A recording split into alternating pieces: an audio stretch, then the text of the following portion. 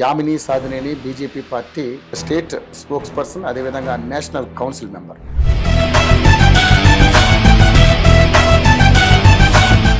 Madam నమస్కారం. Madam నమస్కారం. వైఎస్ఆర్సీపీ నుంచి అనేక రకాల ఎలిగేషన్స్ వస్తున్నాయి, రకరకాల విమర్శలు మేము చేస్తా ఉన్నారు. దాన్ని ఏ విధంగా తిప్పికొడుతున్నారు, ఎలా ఉంది పరిస్థితి? వైసీపీ లాంటి విద్రోహ శక్తులు, రాష్ట్ర వ్యతిరేక శక్తులు కంటిన్యూస్ గా దాడి చేస్తున్నారు. ఒక్క 3 సంవత్సరాలు కళ్ళు మూసుకుంటే మనమే అధికారంలోకి వస్తాం, ఆ తర్వాత రప్ప రప్ప అన్నాడుగా ఆయన. మరి గంగమ్మ జాతరలో పొట్టేలు తల నరికినట్ట రప్ప రప్ప సిగ్గుండాలి మొహాలకి. నిజంగా మనుషులు మానవత్వం అనేది ఉంటే ఇలాంటి మాటలు మాట్లాడరండి. జడ శ్రవణ్ అనే వ్యక్తి కానీ, కృష్ణ రావణ్ అనే వ్యక్తి కానీ కులాలలో అదేవిధంగా మతాల కుంపట్లలో రాజేసి శవ రాజకీయాలు చేస్తూ కులాల మధ్య మతాల మధ్య చిచ్చు పెట్టుకొని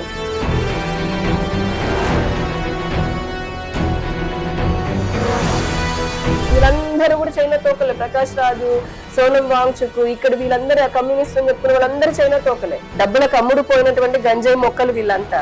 బీజేపీ అంటే పక్కన పెడితే మోడీ తప్పితే వేరే ఏం లేదు అనేది ఇప్పుడు ప్రధానంగా ఏనుగు పోతున్న కుక్కలు అరుస్తున్నట్టుగానే భావిస్తాం మేము. మొన్న సీదిరి అప్పలరాజు గారి కొడుకు ఒక బైక్ తోలుతూ లేకపోతే ఒక అబ్బాయి ఒక అతను చంపితే తెలుగు చేశారని అంటున్నారు. అదే కనుక మీ ఇంట్లో జరిగితే ఇంకెవరైనా ఇలా చేస్తే ఇదే మాట అంటారని అడుగుతున్నారు ఆయన. వాళ్ళ ఇంట్లో మనుషుల ప్రాణాలు అయితే ఒకటి, బయట వాళ్ళైతే ఇంకొకటే. ఏదైతే ఈ నీట్ పేపర్ విషయంలో, లీకేజ్ విషయంలో ధర్మేంద్ర ప్రధాన్ రాజీనామా చేయమని చెప్పేసి అటు కాంగ్రెస్ పార్టీ కావచ్చు, సిజేపీ అదే కాక్రోచ్ జనతా పార్టీ ఒక రకమైనటువంటి విధ్వంసం అక్కడ జరిగింది. ఎప్పటి నుంచో రగులుతున్న మంట ఇప్పుడు ఒకసారి ఆయుధంగా చేసుకున్నారు. ఈ ప్రభుత్వం వచ్చిన తర్వాత ఢిల్లీ నడిబొడ్డుని ఇలాంటి కార్యక్రమాలు జరుగుతుంటే దేశం మొత్తంలో ఇంకెన్ని కార్యక్రమాలు జరుగుతాయి? ఎవరిని వదిలిపెట్టేది లేదు దీనికి సంబంధించి. మరి 33% రిజర్వేషన్ సంబంధించి ఎందుకు బిల్లు ఎందుకు ఆపాల్సి వచ్చింది? ఇది రాసి పెట్టుకోండి ఆన్ రికార్డ్. మీరు చూపించండి, ఒక్కడు లేరంటే గనక నేను మళ్ళీ డిబేట్ పెట్టుకున్నాను. సో కవిత గారి గురించి ఏమని చెప్పాలనుకుంటున్నారు? ఎందుకంటే ఆవిడ బీజేపీ నుంచి వక్రీకరిస్తూ ఒక మాట మాట్లాడారు. అసలు స్పందించాల్సినటువంటి అవసరం కూడా లేదనుకుంటున్నారు. ఇప్పుడు మరి బీజేపీ తెలంగాణలో అవకాశం వస్తుందండి తప్పకుండా. ఒక రోజు తెలంగాణలో, ఆంధ్రలోనూ కూడా బీజేపీ సొంతంగా తన ప్రభుత్వాన్ని ఏర్పాటు చేసే రోజు వస్తుంది, తొందరలోనే ఉంది. నమస్తే, వెల్కమ్ టు ఏఐటీవీ. ఈరోజు మన స్టూడియోలో ఒక విశిష్ట అతిథి వచ్చారు. ఆవిడ ఎవరంటే Yamini Sadhineni BJP party state spokes person, అదేవిధంగా నేషనల్ కౌన్సిల్ మెంబర్. సో చాలా రోజుల తర్వాత ఆవిడ మీడియా ముందుకు వచ్చారు. ఎందుకంటే ఆవిడ పార్టీ పనుల్లో చాలా బిజీగా ఉన్నారు. సో సడన్గా ఈరోజు హైదరాబాద్ రావడం, మనం టక్మని కాంటాక్ట్లో రావడం, ఆవిడ మన స్టూడియోలో ప్రత్యక్షమయ్యారు. అయితే ఇప్పుడు నేషనల్గా అంటే దేశం మొత్తం ఒక ఇష్యూ నడుస్తూ ఉంది. ఏదైతే ఈ నీట్ పేపర్ లీకేజీ అంశం మీద మన గత 2-3 రోజుల నుంచి చూస్తున్నాం.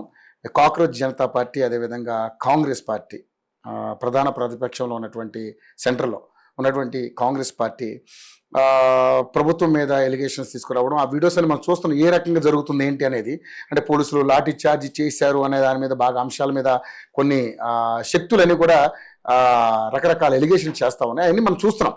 సో దానికి సంబంధించినట్టు తెలంగాణలో కూడా కొంతమంది వాళ్ళని వ్యతిరేకిస్తూ, బీజేపీని వ్యతిరేకిస్తూ కొన్ని వీడియోస్ చేస్తూ ఉన్నారు. వాటి మీద కూడా మనం క్లియర్గా మాట్లాడదాం. సో తనతో అడిగి ఇంకా అనేక రకాల అంశాలు చాలా ఉన్నాయి. ఏపీ స్టేట్లో ఉన్నటువంటి అభివృద్ధి పనులు కావచ్చు, ఎందుకంటే ఉమ్మడిగా ఉన్నారు. ఏంటంటే అందరూ కూడా బీజేపీ, జనసేన అండ్ టీడీపీ పార్టీలు అంతా కూడా కంబైన్డ్గా అక్కడ అధికారం దిశగా వెళ్తున్నాయి. కాబట్టి సో అక్కడ పరిస్థితులు ఎలా ఉన్నాయి, ఎందుకంటే ప్రధాన ప్రతిపక్షమైనటువంటి వైఎస్ఆర్సీపీ నుంచి వస్తున్నటువంటి ఒత్తిడి కానీ రకరకాల ఇష్యూస్ అక్కడ కూడా ఉన్నాయి. ఏపీ అండ్ నేషనల్ రెండు కూడా అంశాల మీద ఒకసారి మనం మాట్లాడదాం. మేడం నమస్కారం. మేడం నమస్కారం. చాలా రోజుల తర్వాత మా స్టూడియోకి వచ్చారు, చాలా సంతోషంగా ఉంది. మేడం, స్టేట్ అండ్ సెంట్రల్ అన్ని క్లియర్గా మాట్లాడుకుందాం. ఎందుకంటే ఇప్పుడు చాలా ఇష్యూస్ బాగా నడుస్తున్నాయి. అంటే ఇప్పుడు ఆంధ్రప్రదేశ్లో అధికార పక్షం మీరు మీ పనులు మీరు ఈ విధంగా అయితే చేసుకుంటూ వెళ్తున్నారు. ప్రధాన ప్రతిపక్షం నుంచి కూడా రకరకాల విమర్శలు వస్తూ ఉన్నాయి. సరే, అవన్నీ కూడా మనం చక్కగా నీట్గా మాట్లాడుకుందాం. ఏంటి, ఎక్కడెక్కడ ఏమేమి ప్రాబ్లమ్స్ జరుగుతున్నాయని. ముందుగా నా స్టేట్ గురించి తీసుకుందాం. మేడం, ఎలా ఉంది మేడం? అంటే ఇక్కడ ఎంత మీరు అద్భుతంగా పరిపాలన చేస్తున్నటువంటి కూటమిలో వైఎస్ఆర్సీపీ నుంచి అనేక రకాల ఎలిగేషన్స్ వస్తున్నాయి, రకరకాల విమర్శలు మేము చేస్తూ ఉన్నారు. ప్రతి దశలోనూ పెంట చేసే కార్యక్రమే కనపడతా ఉంది. దాన్ని ఏ విధంగా తిప్పికొడుతున్నారు, ఎలా ఉంది పరిస్థితి? రవి గారు, ఒక చిన్న అంటే చేంజ్ చేస్తాను. మీరు ఇందాక నుంచి వైఎస్ఆర్సీపీని ప్రధాన ప్రతిపక్షం ప్రతిపక్షం. ఉంటుంది. వాళ్ళు 11 ప్రధాన ప్రతిపక్షం కోసం వస్తువులు ప్రధాన fight చేస్తున్నారు వాళ్ళు. ప్రతిపక్షం. కరెక్టే. అవును. ప్రతిపక్షం ఇది వేరే అపవాసం పార్టీ లేదు అది. కదా మేడం. ఆ. కాబట్టి వేరే ఉన్నా లేకపోయినా వాళ్ళకి అధికారికంగా అర్హత లేదు. అయితే లేదు. ఓకే. కాసేపు దాన్ని పక్కన పెడితే 2014 తర్వాత అంటే మనం 14 నుంచి చూస్తే స్టేట్ ఎప్పుడైతే రాష్ట్రం విభజన జరిగిన తర్వాత నుంచి ఇప్పటి వరకు కూడా గడిచిన 12 సంవత్సరాల్లో ఆంధ్రప్రదేశ్ రాష్ట్రము చాలా భిన్న పరిస్థితులను ఎదుర్కొంది, అలాగే అభివృద్ధి కూడా చెందింది. అంటే కష్ట నష్టాలన్నీ ఎదుర్కొంటూ బాలారిష్టాలన్నీ దాటుకుంటూ ఈ రోజున ముఖ్యంగా గడిచినటువంటి 2 సంవత్సరాల్లో మా ఎన్డీఏ ప్రభుత్వం ఏదైతే రాష్ట్రంలో ఉందో ఇచ్చినటువంటి ఆ సూపర్ 6 హామీలు అనుకోండి, అంటే సంక్షేమానికి సంబంధించి మహిళలకి ఉచిత బస్ కానివ్వండి, లేకపోతే గనక ప్రతి బిడ్డకి కూడా చదువుకోవడానికి తల్లికి వందనం అని చెప్పనని ఇలాగ అన్ని సూపర్ 6 తో పాటు డెవలప్మెంటల్ యాక్టివిటీస్ మనం చూస్తే ఈ రోజున మొన్న లాస్ట్ బడ్జెట్ లో కేంద్ర బడ్జెట్ లో 4% ఆఫ్ ద సెంట్రల్ బడ్జెట్ ఏపీకి కేంద్రం ఇచ్చింది. అలానే టోటల్ ఇన్వెస్ట్మెంట్స్ అవుతున్నాయి 25% ఆఫ్ ద టోటల్ ఇన్వెస్ట్మెంట్స్ ఇండియాకి వచ్చినవి ఆంధ్రాకి వచ్చాయి. అంటే దానివల్ల ఏం తెలుస్తుంది మనకి, ఒక సింగిల్ రాష్ట్రము 25% పెట్టుబడులను క్యాప్చర్ చేసిందేనంటే దానికి వెనకాల కేంద్ర సపోర్ట్ ఎఫ్డిఐలు ఇవన్నీ వచ్చినవి. దాంతో పాటు ఇక్కడ రాష్ట్రంలో ఉన్నటువంటి ఒక సుస్థిరమైనటువంటి ప్రభుత్వం, ఒక విజనరీ లీడర్షిప్. డెఫినెట్ గా చంద్రబాబు నాయుడు గారు ఆయనకున్నటువంటి అనుభవంతో, ఇటు పవన్ కళ్యాణ్ గారు డిప్యూటీ సీఎం లాగా ఆయనకి తనకున్నటువంటి ఒక రాష్ట్రాన్ని ఎటువంటి అభివృద్ధి చేయాలనే ఒక ఆలోచన ఉంది ఆయనకి. అలాగా ఆయనకున్నటువంటి ఆలోచనలు సలహాలు సూచనలతో ఇటు బీజేపీ రాష్ట్రంలో అంటే భారతీయ జనతా పార్టీ కూడా రాష్ట్రంలో ఏ అంశాల పైన ఇప్పుడు కేంద్ర ప్రభుత్వం అన్ని పథకాలకి సంక్షేమ పథకాలకి నిధులు ఇస్తోంది. అవే కాకుండా అసలు ఇన్ఫ్రాస్ట్రక్చర్ గురించి మనం మాట్లాడుకుందాం అంటే ఉదాహరణకి 80,000 కోట్ల రైల్వే ప్రాజెక్ట్స్ ఆంధ్రాలో ఇప్పుడు నడుస్తున్నాయి. 100% ఎలక్ట్రిఫికేషన్ రైల్వేస్ అయిపోయినాయి. 1,20,000 కోట్లతో హైవేస్ రాష్ట్రంలో కేంద్ర ప్రభుత్వం నిర్మించింది, జాతీయ రహదారులు. అదే కాకుండా 7,800 కిలోమీటర్లు ప్రధానమంత్రి గ్రామ సడక్ యోజన ద్వారా గ్రామాల్లో సిసి రోడ్లు వేసాము. ఇంట్లో పెట్టుకున్న ఎల్ఈడి బల్బు దగ్గర నుంచి ఆఖరికి ఏమాత్రం పెద్దగా చదువురానటువంటి గ్రామీణ మహిళా రైతులకి డ్రోన్ టెక్నాలజీ నేర్పించి ఉపాధిని అందించేంత వరకు, వారిని లక్పతి దీది చేసేంత వరకు, అటు అంగన్వాడీ నుంచి ఇటు ఆయుష్మాన్ భారత్ వరకు అన్ని విధాలుగా కూడా భారత ప్రభుత్వము సహాయ సహకారాలు అందిస్తోంది. ఇండస్ట్రియల్ కారిడార్లు వచ్చాయి. ఇప్పుడు 1వ తారీఖున భోగాపురంలో ప్రధానమంత్రి వస్తున్నారు ఇనాగ్రేషన్ కి. మొట్టమొదటి గ్రీన్ ఫీల్డ్ ఎయిర్పోర్ట్ అది. ఎందుకు అంటే రాష్ట్ర ప్రభుత్వము ల్యాండ్ ఇచ్చింది ఓకే, కానీ చాలా కష్టమైనటువంటి 7 అనుమతులన్నీ కేంద్ర ప్రభుత్వం ఇచ్చింది, మిగతా ఏ రాష్ట్రానికి ఇవ్వలేదు ఇంత తొందరగా. సో గ్రీన్ ఫీల్డ్ ఎయిర్పోర్ట్స్ కానివ్వండి, మిగతా పోర్ట్స్ కానివ్వండి, ఇలా డెవలప్మెంట్ జరుగుతుంది. ఇవన్నీ ఒక ఎత్తు అయితే అంటే అటు కేంద్ర సహకారంతో రాష్ట్రం ముందుకెళ్తుంది, రాష్ట్ర నాయకత్వం బలంగా తీసుకొని వెళ్తుంది. ఇవన్నీ ఒక ఎత్తు అయితే మీరు ఇందాక అన్నట్టుగా డే 1 నుంచి రాష్ట్రాల్లో ఉన్నటువంటి మా ఎన్డీఏ ప్రభుత్వాన్ని అస్థిరపరచాలని కొన్ని విద్రోహ శక్తులు అదే పని, కొన్ని ఇంకా డైరెక్ట్ గా ఇప్పుడు వైసీపీ లాంటి విద్రోహ శక్తులు, రాష్ట్ర వ్యతిరేక శక్తులు కంటిన్యూస్ గా దాడి చేస్తూనే ఉన్నాయి. డే 1 ఫస్ట్ ఇక్కడ ప్రమాణ స్వీకారాలు అయి గవర్నమెంట్ ఫామ్ అయిందో లేదో అక్కడ ఢిల్లీలోకి వెళ్ళిపోయి అంత హత్యలు జరిగిపోతున్నాయి, రాజకీయ హత్యలని, నానా ఏదో 30 మంది చంపేశారు అలా అన్నారు. ఇక్కడ ఢిల్లీ వెళ్ళి అక్కడ నేషనల్ మీడియా వాళ్ళు పేర్లు ఇవ్వండి అన్నప్పటికీ తోక ముడుచుకొని వచ్చేసారు. అంటే ఢిల్లీ వెళ్ళి వాళ్ళ పరువు వాళ్ళే తీసుకొని వచ్చారు. అదే అక్కడ ధర్నా చేసినప్పుడు మీడియా అడిగింది, వీళ్ళేంటి 30 మంది చనిపోయారు, 35 మంది చంపేశారు అని చెప్పని అన్నాడు. పేర్లు ఇవ్వండి అన్నారు. ఎక్కడ ఉంటాయి పేర్లు? వాళ్ళకి తెలుసు, అంటే వాళ్ళకి తెలుసు అదంతా బూటకము, కానీ ఏదో ఒక నింద వెయ్యాలి అని చెప్పని. అది అయిపోయిన తర్వాత మాకు అక్కడ బుడమేరు పొంగింది, వరద వచ్చింది. సీఎం తో సహా నేను అక్కడ ఆ ఏరియాని, మాకు 5 నిమిషాలు కూతవేటు. మేము రాత్రనక పగలనక వరదల్లోకి వెళ్ళి రిలీఫ్ ఆపరేషన్స్ లో అందరం పాల్గొన్నాం. ముఖ్యమంత్రి గారి దగ్గర నుంచి ఆఫీసర్లు అందరూ ఉన్నారు.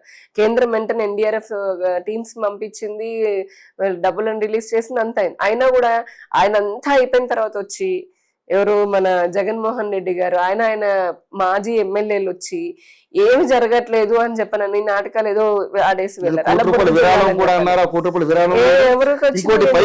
కూటమి ప్రభుత్వం ఏదో ఒక నింద అయితే వేశారు, కొవ్వొత్తుల్లోనూ అగ్గిపెట్టుల్లోనూ ఘోరంగా అంటే వాళ్ళకి ఇచ్చిన సరఫరా చేసిన వాటిలలో ఏదైతే ఆ వరదల బాధితులకి కొవ్వొత్తులకి అటు మన దానికి సంబంధించిన అగ్గిపెట్లకి వాడినటువంటి డబ్బు కూడా ఘోరంగా మీరు అవినీతి చేశారని చంద్రబాబు నాయుడు మీద. అసలు అవినీతి గురించి, అవినీతిలో ఆ అనే పదం మాట్లాడడానికైనా వాళ్ళకి అర్హత ఉందండి వైసీపీ వాళ్ళకి? 5 సంవత్సరాలు వాళ్ళు పాలించినప్పుడు రాష్ట్రాన్ని భూ కబ్జాల్లో నెంబర్ 1, శాండ్ మైనింగ్ లో నెంబర్ 1, ల్యాండ్ మైనింగ్ లో నెంబర్ 1, డ్రగ్స్ లో నెంబర్ 1, ఇంకా కల్తీ లిక్కర్ లో నెంబర్ 1, ఇంకా చెప్పుకుంటూ పోతే బూతులలో నెంబర్ 1, అబ్యూస్మెంట్ లో నెంబర్ 1, సోషల్ మీడియా ట్రోలింగ్స్ లో నెంబర్ 1, అన్నిట్లో నెంబర్ 1 లాగా రాష్ట్రాన్ని అధోగతి పాలు చేసి, ఇవంతా నేను ర్యాంకులు చెప్పట్ల, పాజిటివ్ డెవలప్మెంట్ లో నెంబర్ 1 కాదు, అన్నిట్లోనూ అధోగతిలో చేసినటువంటి నెంబర్ 1 చేసే అవినీతి. ఈ రోజు కూడా మీరు పేపర్ చూస్తే భూమన కరుణాకర్ రెడ్డి ఆయన ఆక్రమించుకున్నది మళ్ళీ గవర్నమెంట్ తిరిగి తీసుకుంటోంది. 16 ఎకరాల పైన ఆక్రమించుకున్నారు. సో ఇట్లాగా వాళ్ళ నాయకులందరూ చూడండి, ఆయనకి జగన్మోహన్ రెడ్డి పైగా ఆయనకున్నటువంటి అంటే ఆయన పార్టీకి ఉన్న నేచర్ ఏంటి, బూతుల్లో పిహెచ్డి చేసిన వాళ్ళకి ఎంపీ ఎమ్మెల్యే టికెట్లు ఇస్తారు, మంత్రులను చేస్తారు. అసెంబ్లీ సాక్షిగా మహిళలని బండబూతులు తిట్టించి వాళ్ళ పుట్టుకల గురించి ఆయన సొంత చెల్లి ఆయన సొంత తల్లి, నిజంగా చాలా బాధాకరం. ఒక స్త్రీ లాగా నేను మాట్లాడకూడదు. సొంత చెల్లి సొంత తల్లినే క్యారెక్టర్ అసాసినేషన్ సొంత టీమ్ తో చేయించినటువంటి వాళ్ళని నేను ఇప్పటివరకు చూడలే. ఒక వైసీపీలోనే మనం చూస్తాం. అది ఎందుకు? కేవలం స్వార్థ రాజకీయాల కోసం అని చెప్పాలి. అటువంటి వాళ్ళు ఇంక మా ప్రభుత్వాన్ని, ఇప్పుడు మాలాంటి రూలింగ్ ప్రభుత్వాన్ని ఎలా వదులుతారు? సో అక్కడ మొదలు పెట్టినటువంటిది మొన్న మత విద్వేషాలు, కుల విద్వేషాలు, ప్రాంతీయంగా చిచ్చు పెట్టడాలు. అతను అంతకుముందు పాస్టర్ ఒక అతను యాక్సిడెంట్ అయి చనిపోతే అతను కూడా రాష్ట్ర ప్రభుత్వం పైన ఇది చేయాలని చెప్పని చూసారు. ఆ తర్వాత మొన్నటికి అతను జోసెఫ్ అనే అతను కూడా వైసీపీ వెనకాలండి అంత డ్రామా నడిపించింది. ఇంకా ఒకటేమిటి, ప్రతి అంశంలోనూ కూడా అమరావతి భ్రమరావతి అన్నారు, ఇప్పుడు కూడా మళ్ళీ మావిగన్ అంటున్నాడు. అసలు ఆ జగన్మోహన్ రెడ్డి గారికి మొదలు పెట్టుకుని ఆయన టీం అందరికి కూడా ఒక స్పష్టమైన ఆలోచన లేదు. అంటే రాష్ట్రంలో మంచి వనరులు ఉన్నాయి, మానవ వనరులు ఉన్నాయి, అటు సహజ వనరులు ఉన్నాయి. ఆ మానవ వనరుల జోలికి వెళ్ళరు, ఎందుకంటే వీళ్ళకి అసలు తెలివితేటలు లేవు కాబట్టి. ఎలా డెవలప్ చేయాలంటే స్కిల్స్, హ్యూమన్ రిసోర్స్, దాన్ని ఎప్పుడు టచ్ చేయాలి. టచ్ ఎలా చేశారు? 5 రూపీస్ ఇచ్చి పేటిఎం కి ఉపయోగించుకున్నారు. లేదా ఈ డ్రగ్స్ విపరీతంగా కల్తీ మత్తులో యువతని వాళ్ళు అందులో తూగిపోయేలాగా చేసి వీళ్ళ వెనకాల తిప్పుకున్నారు రాజకీయంగా, అంతవరకే. కానీ ఏ విధంగా ఇన్వెస్ట్మెంట్స్ తీసుకురావాలి, ఇండస్ట్రీస్ తీసుకురావాలి, ఉపాధిని ఎలా పెంచాలి అనే దానిపైన ఆలోచన చేయలేదు. దోచుకోవడం మనం తెలిసింది, ఇంతకు ముందే చెప్పుకున్నాం. ఉన్న పరిశ్రమలను పరిగెత్తించి పెద్ద పెద్ద పరిశ్రమలు వెళ్ళిపోయినాయి కదా. ఈ రోజున మీరు చూడండి, దగ్గర 25 లక్షల కోట్ల ప్రాజెక్టులు అనేది ఆంధ్రప్రదేశ్ కి వచ్చాయి. 25 లక్షల కోట్ల రూపాయలు ప్రాజెక్టులు వచ్చాయి. ఒక్కొక్క ప్రాజెక్ట్ విలువ తీసుకుంటే 2 లక్షల కోట్లు. విశాఖపట్నం దగ్గర హైడ్రోజన్ ఇది వస్తుంది, ఎన్టీపీసీ వాళ్ళది వచ్చింది. ఇక్కడ కడపలో స్టీల్ తీసుకోండి, లేకపోతే అమరావతికి ఇప్పుడు కేంద్ర ప్రభుత్వం దాదాపుగా 30,000 కోట్లు డైరెక్ట్ గా ఇచ్చింది. ఇంకో 20,000 కోట్ల రూపాయలు సహకారాన్ని అందించింది. అమరావతి మెట్రోకి అయితే ఏంటి, అవుటర్ అయితే ఏంటి, అమరావతి అనంతపురం స్ట్రైట్ హైవే అయితే ఏంటి, అసలు డ్రైనేజ్, అండర్ గ్రౌండ్ డ్రైనేజ్ అయితే రకరకాలుగా. పోలవరం 100%. మొన్ననే మా భారతీయ జనతా పార్టీ రాష్ట్ర అధ్యక్షుడు ఆధ్వర్యంలో పోలవరం విజిట్ చేసి వచ్చాము. ఎంత అద్భుతంగా ముందుకు వెళ్తోంది. దానికి కంప్లీట్ 100% ఫండింగ్ కేంద్ర ప్రభుత్వం ఇచ్చింది. విశాఖకి ప్రత్యేక రైల్వే జోన్ అన్నాం. ఇవన్నీ రాష్ట్ర విభజన చట్టంలో పెట్టినవి. విశాఖకి రైల్వే జోన్ అని చెప్పన్నాం. ఈ రోజున విశాఖ కేంద్రంగా ప్రత్యేక రైల్వే జోన్ వచ్చింది. అలానే కడపలో స్టీల్ ప్లాంట్ వచ్చింది, ఐఐటీలు వచ్చాయి, ఐఐఎంలు వచ్చాయి, మంగళగిరిలో ఎయిమ్స్ వచ్చింది, 50కి పైగా కేంద్ర సంస్థలు. వైసీపీకి కనపడటం లేదా? వాళ్ళకి ఎందుకు కనిపిస్తాయి? వాళ్ళకి అభివృద్ధి కదా కనిపించదు కదా. మనకి దేశంలో ఒక రాహుల్ గాంధీ ఉన్నాడు, అదే నేషనల్ హైవే పైన వెళ్తూ ఉంటాడు ఫాస్ట్ గా. నాకు దేశంలో అభివృద్ధి జరగలేదు అంటాడు. అదే వందే భారత్ అసలు వాళ్ళంటే వాళ్ళు రాజకుమారులు కదా, మరి పాపం ఎక్కితే ప్రజల్లోకి వచ్చి చూస్తే కదా తెలిసేది ఏం జరుగుతుంది అనేది. ఈ రోజున భారతదేశం బుల్లెట్ ట్రైన్ అని మనకు తెలుసు కదా, ఇప్పుడు నిర్మిస్తున్నాం మనం. ఒకప్పుడు ఇక్కడ చెప్పాలంటే కనుక ఇక్కడ రాష్ట్రం ఈయన గురించి చెప్పుకుంటే అసలు ఇంత ఏమంటారు ఎంప్లాయ్మెంట్ జనరేట్ అవుతుంది, ఇంత డెవలప్మెంట్ జరుగుతుంది స్టేట్ లో. ఆయన అదే హైవేల పైన తిరుగుతున్నాడుగా ఇప్పుడు, లేదా అన్ని చూస్తూనే ఉన్నాడు కదా, అయినా సరే ఏం జరగలేదని అంటాడు. మాటి మాటికి శవ రాజకీయాలు చేస్తూ కులాల మధ్య మతాల మధ్య చిచ్చు పెట్టుకొని ఎలాగైనా సరే ఈ ప్రభుత్వాన్ని డీస్టెబిలైజ్ చేయాలని కంకణం కట్టుకున్నారు. కానీ ప్రజలు నమ్మే పరిస్థితుల్లో అయితే లేరండి. మా ప్రభుత్వంలో 2 సంవత్సరాల్లో ఇచ్చిన హామీలన్నిటిని నెరవేరుస్తూ అటు డెవలప్మెంటల్ యాక్టివిటీస్ కూడా చాలా స్పీడ్ గా వెళ్తున్నాయి. బై నెక్స్ట్ ఇయర్ ఇంకా చాలా కంప్లీట్ అవుతాయి.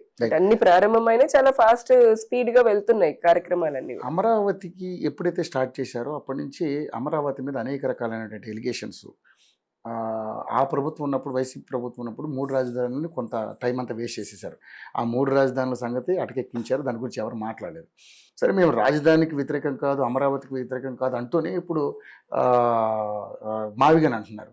సో ఏంటి కన్ఫ్యూజన్ అండి? జనాల్లో ఎందుకు ఈ కన్ఫ్యూజన్ క్రియేట్ చేస్తున్నారు? మావిగన్ ఇప్పుడు మేనిఫెస్టోలో కూడా పెడతాను అంటున్నాడు జగన్మోహన్ రెడ్డి. ఏంటి దాని వెనకాల ఉన్నటువంటి అంతరం ఏంటో, అంతరార్థం ఏంటో ఎవరికి అర్థం కావట్లేదు.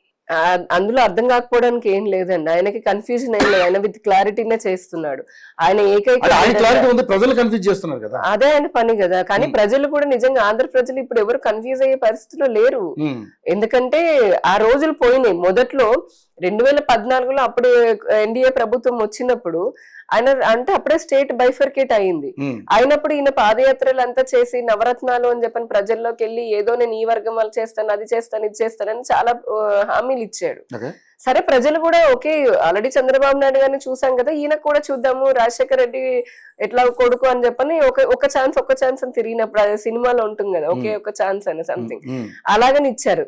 ఆ ఇచ్చిన పాపానికి నిజంగా 5 సంవత్సరాలు ప్రజలు ఎంత నరకం అనుభవించాలో అంత అనుభవించారు. మహిళలు అమరావతిలో గాని విజయవాడలో గాని ఆశా అంగన్వాడి మహిళలండి, గర్భిణీ స్త్రీలు, బాలింతలను కూడా బూటకాలతో తనిపించినటువంటి చరిత్ర అయింది. ఆయన ఇంటి పక్కనే కూతవేటు దూరంలో ప్రతిరోజు దాదాపుగా అఘాయిత్యాలు మహిళల పైన. అంతెందుకు, మీకు బాపట్ల దగ్గర అనుకుంటా, మన తెనాల్లో రేపల్లిలో ఒక అమ్మాయిని ఏడిపిస్తున్నారు, పెట్రోల్ పోసి తగలపెట్టారు.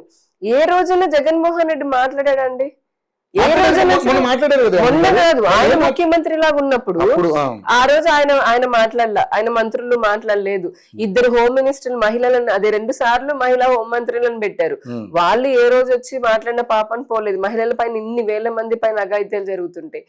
వరుసగా 200 పైగా హిందూ దేవాలయాల పైన దాడులు జరిగి అర్చకుడిని జంధ్యం తెంపేసి వైసీపీ ధర్మకర్తలు ఇలా కాలుతో తన్నుతూ ఉంటే, మరి వైసీపీ నుంచి కూడా బీఫామ్ ఇచ్చిన వాళ్ళు, ఎంపీలు, ఎమ్మెల్యేలు వాళ్ళంతా హిందూ అనే రాశారు. Of course Jaganmohan Reddy Christian. ఆయన భార్య గుళ్ళకి వెళ్తే వాసన చూసి పక్కన పడేయడాలు, ప్రసాదాలు, డిక్లరేషన్ అంటే సైన్ చేయాలి, అదంతా పక్కన పెడితే వీళ్ళందరూ హిందూ అని చెప్పుకున్న వాళ్ళందరూ హిందువులు కాదు. అంటే ఒక పార్టీలో ఉంటే నీలో హిందుత్వం చచ్చిపోయిందా? అంత దారుణంగా జరిగితే నాతో సహా ఎన్ని కేసులు పెట్టారు. నాకు ఇప్పటికీ నా పైన కేసులు ఉన్నాయి.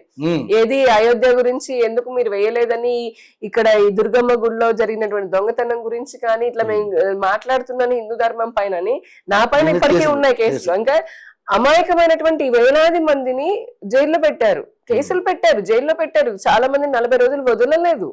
హిందూ సంఘాలు గొడవపడి చేసి ఇంతటి అరాచకము, అంటే ఒక విధ్వంసం అంత చేసినా అప్పుడేమీ కట్టకుండా, అప్పుడేమీ చేయకుండా ఈ రోజున ఈ 2 సంవత్సరాల్లో మా ఎన్డీఏ ప్రభుత్వం చొరవతోటి మళ్ళీ ఏదైనా గూగుల్ లాంటిది ఏదైనా వచ్చింది అనుకోండి, క్రెడిట్ చోరీ చేస్తున్నాడు. నేనే అప్పుడు నా వల్ల వచ్చింది అంటున్నాడు. అంటే జనాలు ఇప్పుడు నా వల్ల ఆ మాట అంటే తంతారు. ఎయిర్పోర్ట్లు కేంద్ర ప్రభుత్వం పరిధిలో ఉంటాయి బేసిక్, ఇప్పుడు అంత పెద్ద గ్రీన్ ఫీల్డ్ అలాంటివి. సరే, ఎనీవే క్రెడిట్ చోరీ ప్రతిదానికి ఒకటి ఆయనకి చేయడం చేత కాలేదు. అవకాశం ఇచ్చారు ప్రజలు. 2 సంవత్సరాలు కరోనా ఉంది కదా మేడం, అంటే మనం ఆ రకంగా తీసుకుంటే కరోనా ఓకే, 2 సంవత్సరాలు కరోనా ఉంది, ఏం చేయడానికి లేదు. తర్వాత 3 సంవత్సరాలు ఏమైంది? ఆ కరోనా దోచుకోవడానికి కరోనా అడ్డు రాలేదమ్మా నీకు 2 ఏళ్ళు. నువ్వు దోచుకోవడం అయితే ఆపలేదు కదా. ఇప్పుడు నీ కమిట్మెంట్ ఉందనుకోండి, ఖచ్చితంగా ఏదో ఒకటి చేయాలని అనిపిస్తుంది.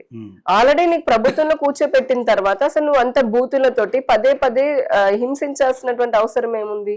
లేదా ఇదే కల్తీ మద్యం తాగి వేలాది మంది మహిళలు వాళ్ళ పుస్తల తాడు తెగిపోతుంటే నువ్వేం చర్య తీసుకున్నావు? నీ నవరత్నమే కాదు, నువ్వేం చర్య తీసుకున్నావు? నువ్వు ఇస్తానంటే హామీలు మిగతా 8 రత్నాలు ఎక్కడున్నాయి? అసలు ఏమీ లేవు కదా. అంతెందుకు నీకు రాజధాని పైన ఎందుకంత కుట్ర, నీకు అంత స్వార్థం, కోపం దేనికి?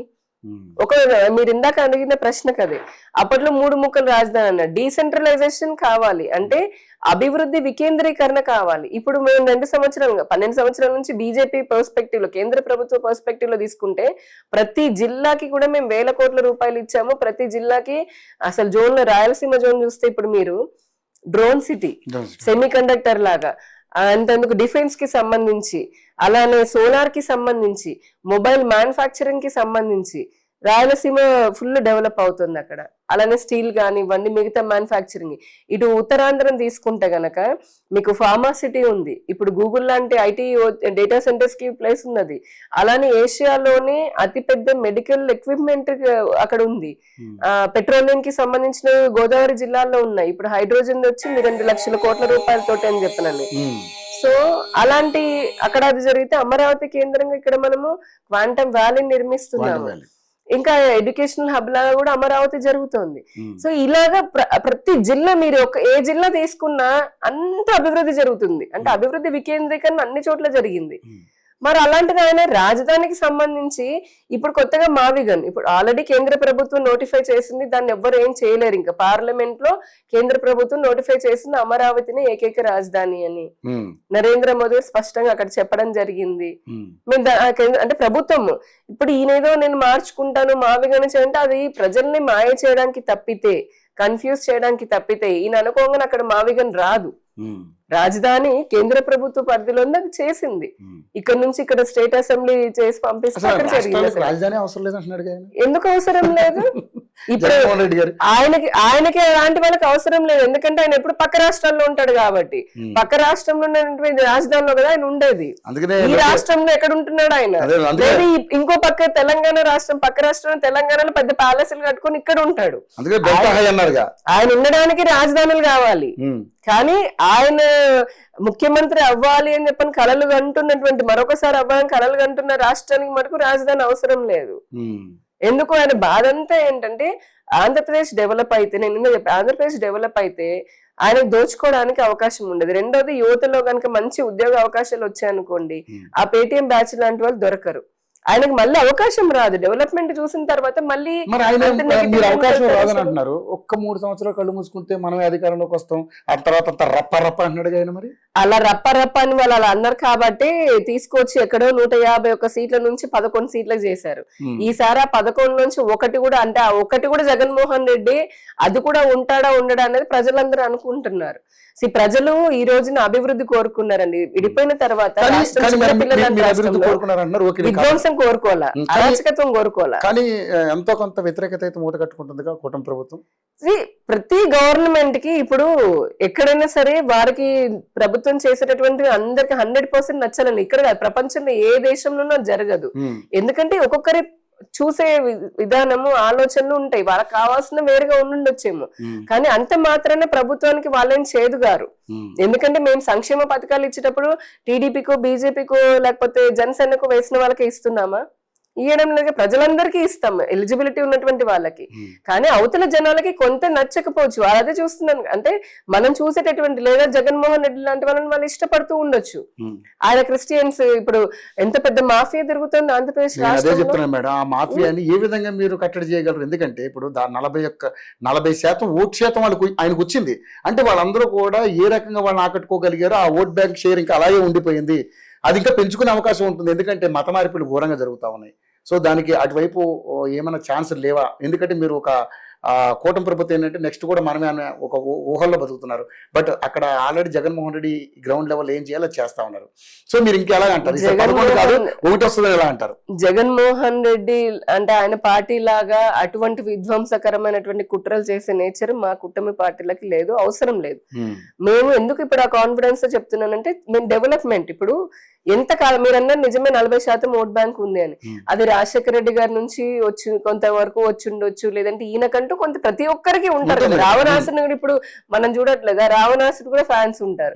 అంతెందుకు ప్రతి సినిమాలో విలన్ కి కూడా ఫ్యాన్స్ ఉంటారు.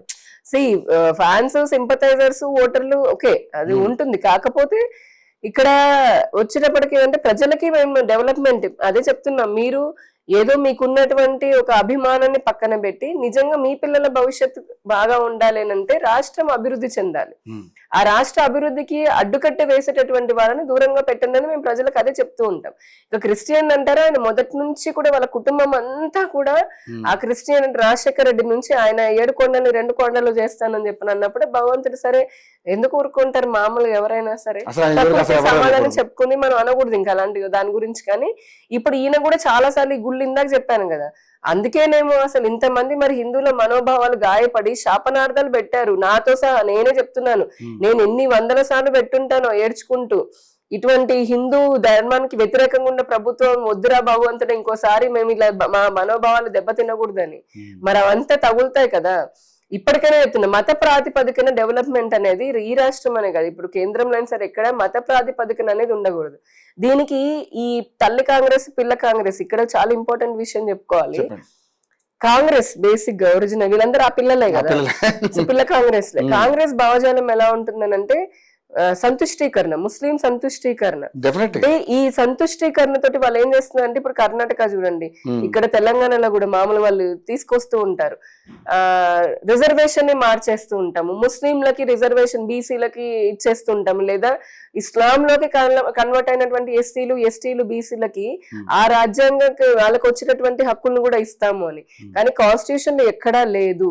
వన్ థింగ్ చాలా స్పష్టంగా మన రాజ్యాంగం ఏం చెప్తుందనంటే, మత ప్రాతిపదికన ఎవ్వరికి రిజర్వేషన్లు లేవు, ఉండవు.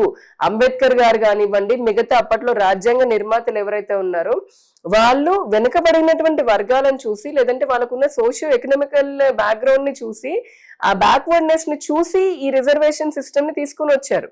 దానికి ఇప్పుడు వీళ్ళ ఓటు బ్యాంక్ కోసం అని చెప్పనని, మైనారిటీ అపీజ్మెంట్, మత సంతుష్టీకరణ కోసం అని చెప్పనని, మేము రిజర్వేషన్ మతం మారినా కూడా ఇవ్వాలి. ఇప్పుడు దళిత క్రిస్టియన్ ఆంధ్రలో అది జరుగుతుంది. అసలు రాజ్యాంగంలో ఎక్కడ ఉందండి దళిత క్రిస్టియన్?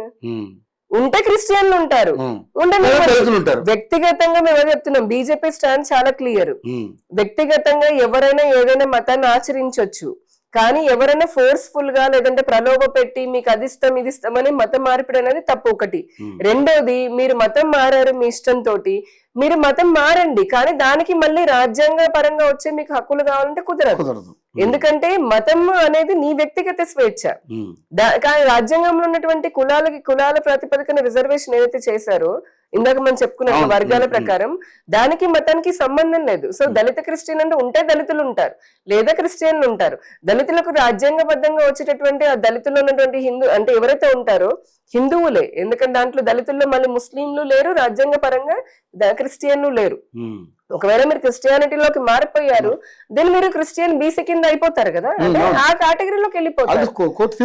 కోర్టు తీర్పు ఇచ్చింది. అయినా సరే ఇక్కడ ఇందా జగన్మోహన్ రెడ్డి తీసుకొచ్చింది ఇదంతా వైసీపీ ఒక ప్లాన్ అన్నమాట. అతను జోసెఫ్ లాంటి వాళ్ళని తీసుకొని వచ్చి ఒక ప్రాపగండా అంటే ఏర్పాటు చేసుకుని సృష్టిస్తూ ఈ విధంగా అందరినీ పోలరైజ్ చేయాలి, లేదంటే మిగిలిన మెజారిటీ వాళ్ళకి వ్యతిరేకంగా వెళ్ళాలి, వాళ్ళ ఓటు బ్యాంక్ తద్వారా తను అధికారాన్ని సంపాదించుకోవాలనేది ఒక పెద్ద కుట్ర జరుగుతుంది. ఈ కుట్రని బీజేపీ ఎప్పటికీ కూడా సహించదు. భారతీయ జనతా పార్టీ దీనికోసం కూటమిలోనే అయినా సరే మేము అది చెప్తున్నాం. ప్రభుత్వానికి కూడా మేము చాలా స్పష్టం చేసాం, ఎన్డీఏ మా ప్రభుత్వానికి, బీజేపీ ఎప్పటికీ దళిత క్రిస్టియన్ అనేది సమస్య లేదు. దళితులు కానివ్వండి, అది ఎస్సీలు కానివ్వండి, ఎస్టీలు కానివ్వండి, బీసీలు కానివ్వండి, అందులో ఉన్నటువంటి హిందువులకి ఉన్నటువంటి ఆ హక్కుని ఇంకెవరైనా బలవంతంగా తీసుకుంటామంటే మేము చూస్తూ ఊరుకోం. మేము ఖచ్చితంగా దాన్ని అడ్డుపడతాము. హిందువులకి దళితులకి రావాల్సినటువంటి హక్కులు జెన్యూన్ గా వాళ్ళకే ఉండాలి. ఇంకెవరో మతం మారిపోయి వాళ్ళకు వాటా కూడా వీళ్ళు లాగేసుకుంటాము అని చెప్పనంటే దానికి ఎట్టి పరిస్థితుల్లోనూ రాజ్యాంగం ఒప్పుకోదు. రాజ్యాంగానికి వ్యతిరేకంగా బీజేపీ ఏది చెయ్యదు. కానీ ఏపీలో మేడం నాకు తెలిసి, నా జర్నలిజం ఫీల్డ్లో ఉండండి, కుల రాజకీయాలు మత రాజకీయాలు ఎక్కువ జరుగుతాయని బాగా పెద్ద పేరు ఆంధ్రప్రదేశ్కి.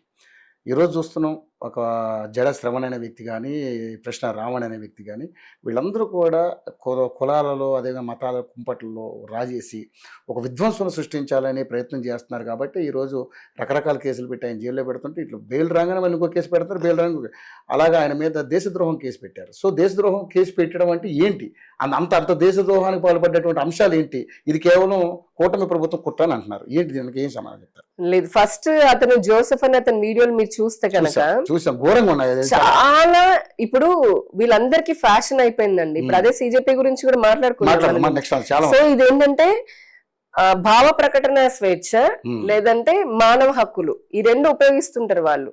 మాకు స్వేచ్ఛ ఉందండి. నీ భావ ప్రకటన స్వేచ్ఛ అంటే ఏంటి? ఇప్పుడు ప్రతి రాజ్యాంగము ప్రతి మనిషికి మీకు నాకు అందరికి ఇచ్చింది.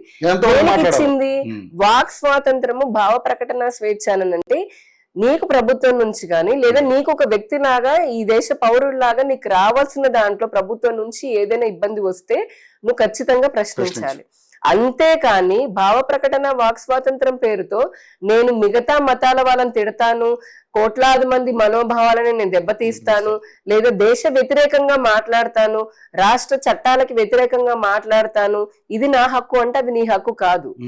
దానికి చట్టాలు ఉన్నాయి. ఏది నువ్వు ఎప్పుడైతే గనక ఈ భారతదేశంలో ఒకటి గుర్తు పెట్టుకోవాలి, ప్రెసిడెంట్ దగ్గర నుంచి కింద ఉన్నటువంటి సామాన్య వ్యక్తి వరకు కూడా ప్రతి ఒక్కరము రాజ్యాంగానికి చట్టానికి లోబడే ఉండాలి. ఎవ్వరు కూడా రాజ్యాంగానికి చట్టానికి ఎగెయిన్స్ట్ అంటే ఎబో కాదు, వారికి పైన కాదు. అటువంటప్పుడు చట్టం చాలా స్పష్టంగా చెప్తుంది. యుఏపిఏ అంటాం, ఉపా చట్టం అని అంటాం, అతని పైన పెట్టింది. ఆ యుఏపిఏ ఏంటంటే అన్లాఫుల్ గా ఏదైతే అంటే చట్ట వ్యతిరేక కార్యకలాపాల నిర్మూలన, దాన్ని అంటే ఆపడం అనేది దాని పని. ఈ జోసెఫ్ మతాన్ని తిట్టినప్పుడు కూడా ఎన్నో ఏళ్ళ నుంచి చేస్తున్నాయి ప్రభుత్వము. హిందువులు ఎప్పుడు ఫైట్ చేస్తూనే ఉన్నారు, కానీ ప్రభుత్వము సరేనాను అంటే వదిలేసి ఎందుకులే అన్నట్టుగానే చూడనట్టుగా ఉంది. కానీ అతను ఎప్పుడైతే కొన్ని వీడియోల్లో మావోయిస్ట్ భావజాలము, నక్సలిజం భావజాలము, లేదంటే హిడ్మా లాంటి వాళ్ళందరూ తెలుసు, ద మోస్ట్ వాంటెడ్ ఒక మావోయిస్టులు అంటే ఎన్నో వేల మంది ప్రాణాలు కోల్పోవడానికి అనుకున్నటువంటి వాళ్ళని, అటువంటి వాళ్ళని అలానే తీవ్రవాదుల మానవ హక్కుల గురించి ఈయన మాట్లాడుతూ వీడియోలు చేశాడు. ఆ తీసినప్పుడు మొత్తము తీవ్రవాదానికి మానవత్వం ఏంటంటే అసలు నాకు అర్థం కాదు. నిజంగా ఇటువంటి వాళ్ళందరూ కూడా ఈ సోకాల్డ్ స్యూడో సెక్యులరిస్ట్ అంటాం కదా, ఒక పక్క తీవ్రవాది ఇన్ని వేల మందిని చంపుతూ ఉంటే, లేదా నక్సలైట్లు ఇన్ని పోలీసులను ఇన్ని వందల మందిని చంపుతూ, అమాయకపు గిరిజన ఆదివాసులను చంపుతూ, ఇంజనీర్లను చంపుతూ వాళ్ళ ప్రాణాలు తీస్తే వీళ్ళకి మానవ హక్కులు ఉంటాయా? ఎలా ఉంటాయి? వాళ్ళ చట్టానికి లోబడే చర్యలకు మరి చట్టం శిక్షిస్తుంది కదా, లేకపోతే ప్రజలు ఎలా బతకగలుగుతారు? అటువంటి దేశ ద్రోహులని, సంఘ ద్రోహులని, సంఘ విద్రోహ శక్తులని ఇతని హీరోలాగా చేస్తూ ఆ ఇజాన్ని అంటే అటువంటి భావజాలాన్ని ఈయన పెంపొందించే విధంగా, సపోర్ట్ చేసే విధంగా వీడియోలు చేశాడు. ఖచ్చితంగా అది దేశ వ్యతిరేక చట్టం కిందకే వస్తుంది. అందుకనే ఆయన వీడియోలు చూసిన తర్వాత అదే పెట్టారు. ఈ లోపు జడాశ్రవణ్ లాంటి వాళ్ళు రాజకీయంగా అవకాశంగా ఏదో ఆయన ఏదో ఆశించి ఇంకేదో చేసి ఒక పార్టీ గురించి అప్పుడు మాట్లాడి తర్వాత ఇంకోటేదనో ఇప్పుడు భుజాన్ని వేసుకోవడానికి ప్రయత్నం చేశారు. ఫస్ట్ కేసులు పెట్టగానే ముందు ఆయన మాట్లాడిన హిందూ, ఇప్పుడు దళిత క్రైస్తవ, నేను ఇందాకే చెప్పాను, సింపుల్ ఒక నిమిషం చెప్పేస్తా, దళిత క్రైస్తవ సభ అని పెట్టారు. అసలు ఆ పదం లేదు, బట్ వాళ్ళు పెట్టుకున్నారు జడాశ్రవను. ఆ కాన్సెప్ట్ ఎవరు మాట్లాడలేదు, కేవలం పవన్ కళ్యాణ్ దళిత క్రైస్తవ సభ పెట్టుకున్నావు, పెడితే దాంట్లో ఏం మాట్లాడాలి? నీకు దళితుల గురించి ఇష్యూస్ ఉంటే మాట్లాడు, క్రైస్తవుల గురించో నీకు కార్యాచరణ గురించో మాట్లాడు. అది అక్కడ వచ్చిన తర్వాత నీకు సీతారాములతో సంబంధం ఏంటి? నీకు హిందూ ధర్మాన్ని ఎందుకు తిట్టాలి? నీకేమో ప్రభుత్వాన్ని, ఎన్డీఏ ప్రభుత్వాన్ని ఎందుకు అనాలి? దీని అన్నిటికీ మించి డిప్యూటీ సీఎం ను, పవన్ కళ్యాణ్ గారిని, ఆయన కుటుంబాన్ని అత్యంత దారుణంగా ఎందుకు తిట్టాలి? నువ్వు పెట్టిన సభ ఏంటి, నువ్వు చేసింది ఏంటి? సరే అయినప్పటికీ దానికి కూడా ఫస్ట్ అంటే మరి అంటూ ఉంటే నా స్వేచ్ఛ నాదని ఒక పరిమితికి మించానంటే ప్రభుత్వం చర్యలు తీసుకుంటుంది. ఆయన ఆ కేసులు పెట్టిన తర్వాత బెయిల్ వచ్చింది. అలా బెయిల్ వస్తుంటే కాలర్ ఎగరేసుకుంటూ సూపర్ హీరో లాగా ఛాలెంజ్ చేసుకుంటున్నాడు. ఆయన చెప్పి ఇలా చేసుకున్నాడు. అసలు ఏంద్రా వీడి సంగతి ఏంటి అని అప్పుడు నిజంగా ఫోకస్ పెట్టి ఆ పాత వీడియోలన్నీ పోలీసులు అతని ఫోన్ లో ఉన్నవి, అతను యూట్యూబ్ లో, అతను ఇంకొక దారుణం ఏంటంటే అసభ్యకరంగా ఎంతో మంది ఆడవారి జీవితాన్ని అశ్లీలంగా అతను చేశాడు అనేది మన బాధితులని తెలుస్తుంది. ఇంతటి వీడిని చూసిన తర్వాత, ఇంత దేశ వ్యతిరేకంగా చూసిన తర్వాత ఎలా వదిలేస్తారు? ఎప్పుడైతే యుఏపిఏ కింద పెట్టామో అప్పుడు వీళ్ళంతా ఈ జడాశ్రవణ్ లాంటి వాళ్ళు నాకేం సంబంధం అని ప్లేట్ ఫిరాయించారు.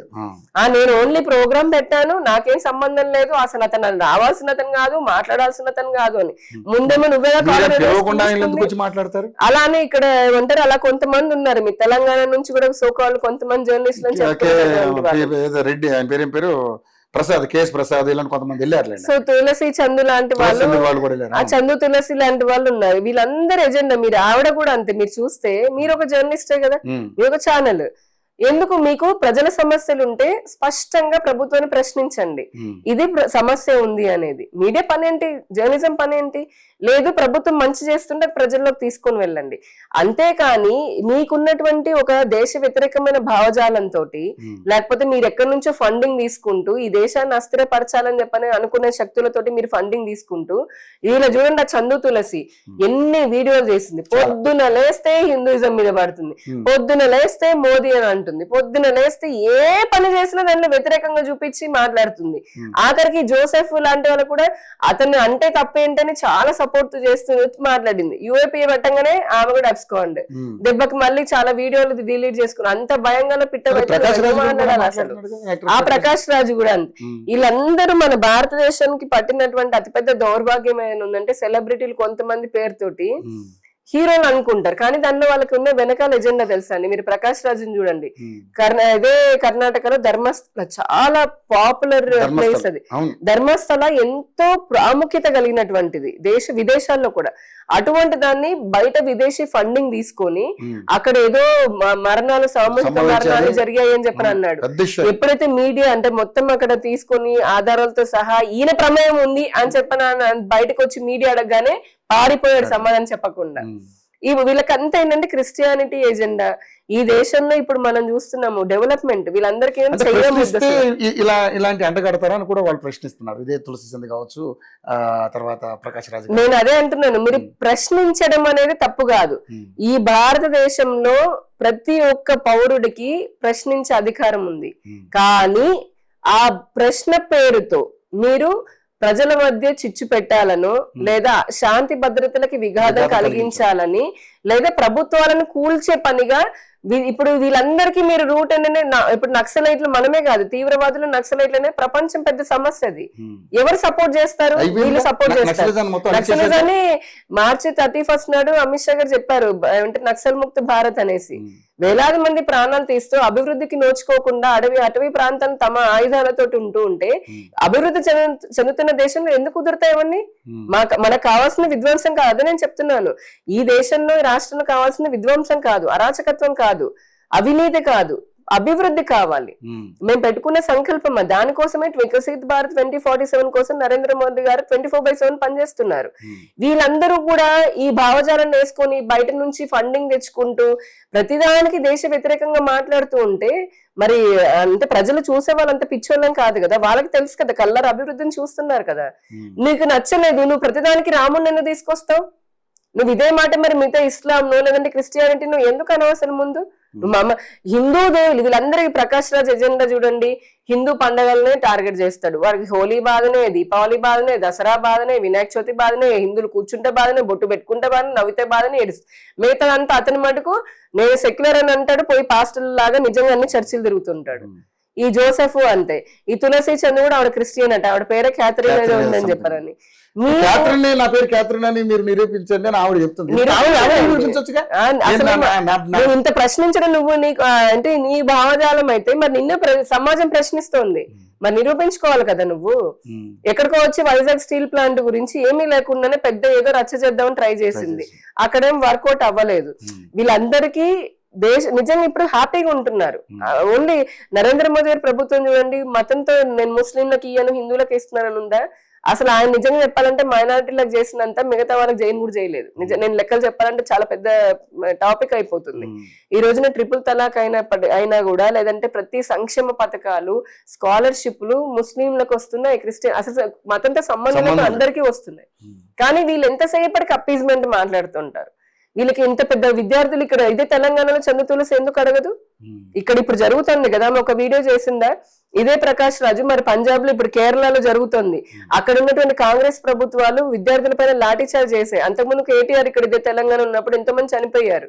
మరి అప్పుడు వీళ్ళందరూ వీడియోలు ఎందుకు చేయలే? అప్పుడు మీకు విద్యార్థులు కనపడలేదా? వాళ్ళ ప్రాణాలు పోతుండే కనిపించావా? ఇదే ఖమ్మంలో ఒక ముస్లిం అతను 12 ఏళ్ల చిన్న పిల్లని అత్యాచారం చేసి అత్యాచారంగా చంపేస్తే ఏ ఒక్క ఈ సూడో సెక్యులర్ ఏమంటారు యూట్యూబ్ ఛానల్ వాళ్ళు ఎందుకు మాట్లాడరండి? అంటే మీకు ఎందుకంటే బయాస్డ్ ఇది, మీకంటే చాలా బయాస్డ్ నేచర్ వీళ్ళకి. ఇప్పుడు ఈ సోకోల్డ్ ఎందుకు మాట్లాడరు? ఎందుకంటే అక్కడ ఉండే ముస్లిం కదా.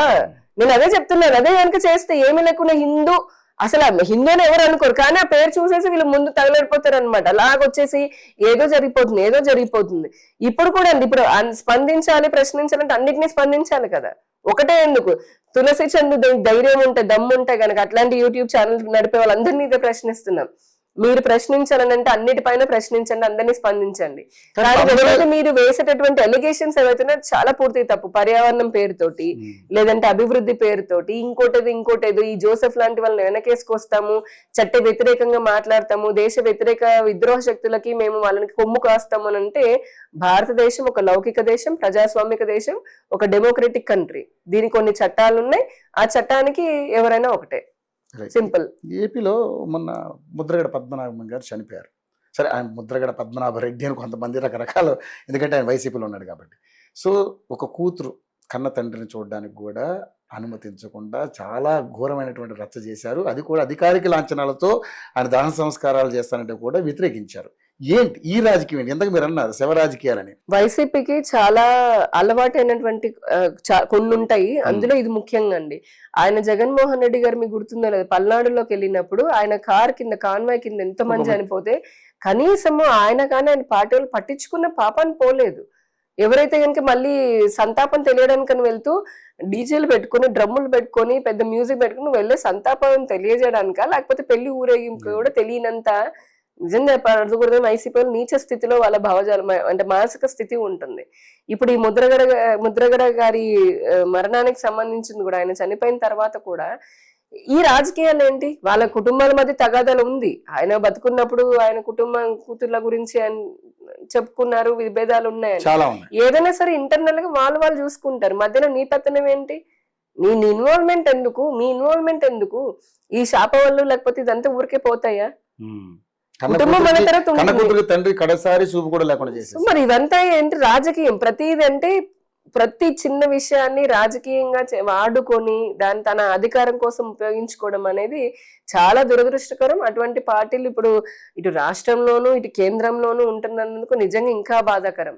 ఎందుకంటే ఇప్పుడు ఆ సిజేపీ సేమ్ ఇలాంటివే, చిన్న సమస్య నుంచి మొదలయ్యి మామూలుగా నీట్ అన్నారు. అసలు ఈ అంటే మనకి అంతే ఇవన్నీ కరెంట్ అఫైర్స్. నేను అడుగుతాను మేడం, ఇంకొకటి, మొన్న సీదిరి అప్పలరాజు గారి కొడుకు ఒక బైక్ తోలుతూ లేకపోతే ఒక అబ్బాయి ఒక అతను చంపితే తెలుసో తెలియకో చేశారని అంటున్నారు. మరి దీన్ని ఏ విధంగా చూస్తారంటే తెలుసో తెలియక చిన్నపిల్లలు ఏంటి? అదే నేను అనకూడదు కానీ మీళ్ళల్లో పిల్లలకి ఇలానే ఎవరైనా చేస్తే ఇట్లా ఇదే మాట అంటారా? అనగలుగుతారా చెప్పండి? ఇప్పుడు చిన్న పిల్లాడు తెలుసో తెలియక చేశాడు అంటున్నారు. ఒక వ్యక్తి ప్రాణం పోయింది కదా, ఒక వ్యక్తి ప్రాణం పోయింది కదా, పరిస్థితి ఎవరు చూడాలి? ఒక వ్యక్తి ప్రాణం పోయింది, వీళ్ళకి ఆ పెద్ద ప్రాణం అనిపించట్లేదు, లెక్క అనిపించట్లేదు. అదే కనుక మీ ఇంట్లో జరిగితే ఇంకెవరైనా ఇలా చేస్తే ఇదే మాట అంటారని అడుగుతున్నా నేను. ఆ అవతల వాళ్ళు తెలుసో తెలియక చేశారు, పోయింది మన వాళ్ళ కదా, పరవాళ్ళది వదిలేద్దామని అంటారా? చెప్పమనండి. సిగ్గుండాలి మొహాలకి. నిజంగా మనుషులు మానవత్వం అనేది ఉంటే ఇలాంటి మాటలు మాట్లాడరండి. పిల్లల్ని కని పెంచుకుంటూ గారాభంగా ప్రేమగా పెంచుకునే ప్రతి తల్లిదండ్రికి తెలుస్తుంది ఆ ఘోష ఏంటో. లేదంటే ఒక వయసు వచ్చిన తర్వాత తమను పోషిస్తారు, చూస్తారు, ఆసరాగా ఉంటారని అనుకున్నటువంటి ఆ తల్లిదండ్రుల కుటుంబానికి తెలుస్తుంది వాళ్ళ బాధ. అంటే కొడుకుని గానీ కూతురుని గానీ వయసుకు వచ్చిన తర్వాత కోల్పోతే ఆ బాధ లక్షలతో తీరదు. ఎలా అనుకుంటున్నారు వీళ్ళు? చిన్నపిల్లాడేంటి? చిన్నపిల్లాడు అసలు అంత పెద్ద నేరం చేసిన తర్వాత చిన్న పెద్ద ఏంటి? ఏమైనా బిలో 18 ఉన్నాడా? చిన్నపిల్లడు అనడానికి. అయినా మీకు ప్రాణం విలువ తెలియనటువంటి మూర్ఖులు ఇలాంటి మాటలు మాట్లాడతారు. వాళ్ళ ఇంట్లో మనుషుల ప్రాణాలు అయితే ఒకటి, బయట వాళ్ళైతే ఇంకొకటే. అలా కాదు కదా. పేదవాడిదైనా ధనికుడిదైనా ఈ మనిషి ప్రాణమే. అది ఎవరికైనా సరే ఏ విధంగా ఎక్కడ జరిగినా తప్పే. ఇప్పుడు మన గుంటూరులో ఒక మహిళ పైన చాలా అసభ్యకరమైనటువంటి విషయం జరిగింది. అఫ్ కోర్స్ దానిలో టీడీపీ అతను ఇన్వాల్వ్ అయి ఉన్నాడు. ఒక మహిళని మరీ వివస్త్రం చేసి, ఎటువంటి సమాజంలో వివస్త్రం చేసి వాళ్ళకున్న తగాద వల్ల బయట ఆమెను రోడ్డు పైకి తీసుకుని రావడం అనేది దాన్ని మేమందరం ఖండించాము. వెంటనే అన్ని పార్టీలు అంటే పార్టీలకు అతీతంగా ఇక్కడ ఏదైనా సభ్య సమాజం సిగ్గుపడే విధంగా ఏదైనా చర్య జరిగితే దానికి స్పందించాలి. ఇందులో నా పార్టీ నీ పార్టీ లేదంటే మనం ఉన్నాము, లేకపోతే వీడు ధనవంతుడు వాడు పేదవాడని చూడం కదా. అది ప్రాణమైన ఇటువంటి సభ్య సమాజం తలదించుకునేటటువంటి అసహ్యకరమైనటువంటి చర్యలైనా సరే స్పందించాలి. కానీ దాన్ని సమర్థించడం ఏంటి? భారతిరెడ్డి గారిని ఏదో అన్నాడని కిరణ్ అనే అతను కూడా అరెస్ట్ చేశారు. టీడీపీ వాళ్ళ సొంత కార్యకర్తని వాళ్ళు అతను అరెస్ట్ చేసి పెట్టారు కదా. ఇప్పటికీ కూడా ఇప్పుడు అంతెందుకు మా బీజేపీ ఉంది, మాకు స్పష్టమైన ఉంటుంది, మీరు ఎవరిని పర్సనల్ గా వ్యక్తిగతంగా మీరు టార్గెట్ చేసి మాట్లాడకూడదు, లేదంటే ఎవరిని అవమానకరంగా మాట్లాడకూడదు అని. అలానే ఇప్పుడు టీడీపీ వాళ్ళు కూడా ఏం ఊరుకోవట్లేదు వాళ్ళ కార్యకర్తల్ని. కానీ వైసీపీ వాళ్ళు అలా ఊరుకోరు. పై నుంచి కింద వరకు ప్రతి ఒక్కరు ఇదే తెలిసే తెలియక కాదండి, తెలిసే చేస్తారు. వాళ్ళకి చట్టాలంటే గౌరవం లేదు. వాళ్ళకి బేసిక్ ఏంటంటే చట్టాలంటే గౌరవం లేదు. అందుకనే జగన్మోహన్ రెడ్డి మొదలుకొని కింద ఉన్నటువంటి ఆయన ఎమ్మెల్యేలు, పోలీసులు మిమ్మల్ని బట్టలు కూడా తీసుకొడతాము, నేను అనకూడదు ఈ మాట, బట్టలు కూడా తీసుకొడతాము, నువ్వెవరిని అంటున్నావు? ఒక పోలీస్ శాఖ అంటే ప్రభుత్వంలో పనిచేస్తున్నటువంటి వాళ్ళు అంటున్నావు.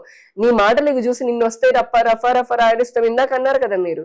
అంటే ఏంటి, నీ అనుచరులకి నీ గూండాలకి వాళ్ళందరూ చెప్తున్నావు వెళ్ళి వాళ్ళ పోలీసులు అంటే ఇంకెవరైనా అటాక్ చేయమని అలాంటప్పుడు శాంతి భద్రతలు ఏమవుతాయండి? మీరు పోలీసుల పైకి ఈ విధంగా ఉసిగొలుపుతుంటే సామాన్యంగా మహిళలు, స్కూల్కి వెళ్ళి ఆడపిల్లలు ఉంటారు, కాలేజ్ అమ్మాయిలు ఉంటారు, ఇంకా వాళ్ళని మీ కార్యకర్తలు ఏడిపించారని ఇంకేదో చేయరని ఏంటి గ్యారంటీ?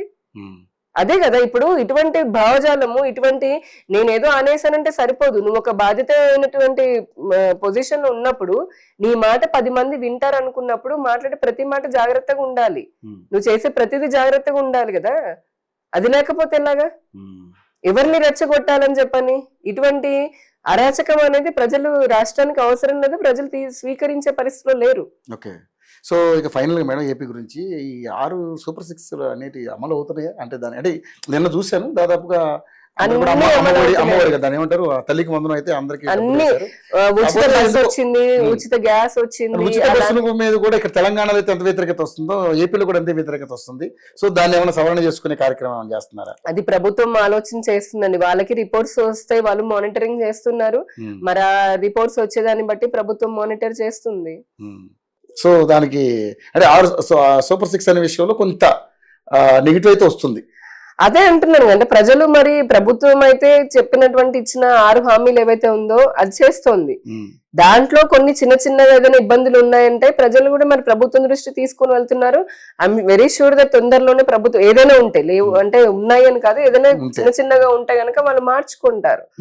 ఇప్పుడు ఈ అలా మంచిగా జరుగుతుందనే కదా ఇప్పుడు వైసీపీ ఏడుస్తోంది. ఇంతకుముందు బీజేపీని అనేవాళ్ళు కాదు, ఇప్పుడు బీజేపీ మీద కూడా పడుతున్నారు. ఎందుకు అని అంటే వాళ్ళకి అర్థం అయిపోయింది ఈ రాష్ట్రంలో ఇంకా ఈ 3 పార్టీలు మళ్ళీ ఇంకా కొనసాగిస్తాయి అని చెప్పనని. మొన్న వైసీపీ వాళ్ళ అహంకారం ఎంత నెత్తికి ఎక్కిందనేది నేను ఒక ఎగ్జాంపుల్ చెప్తాను.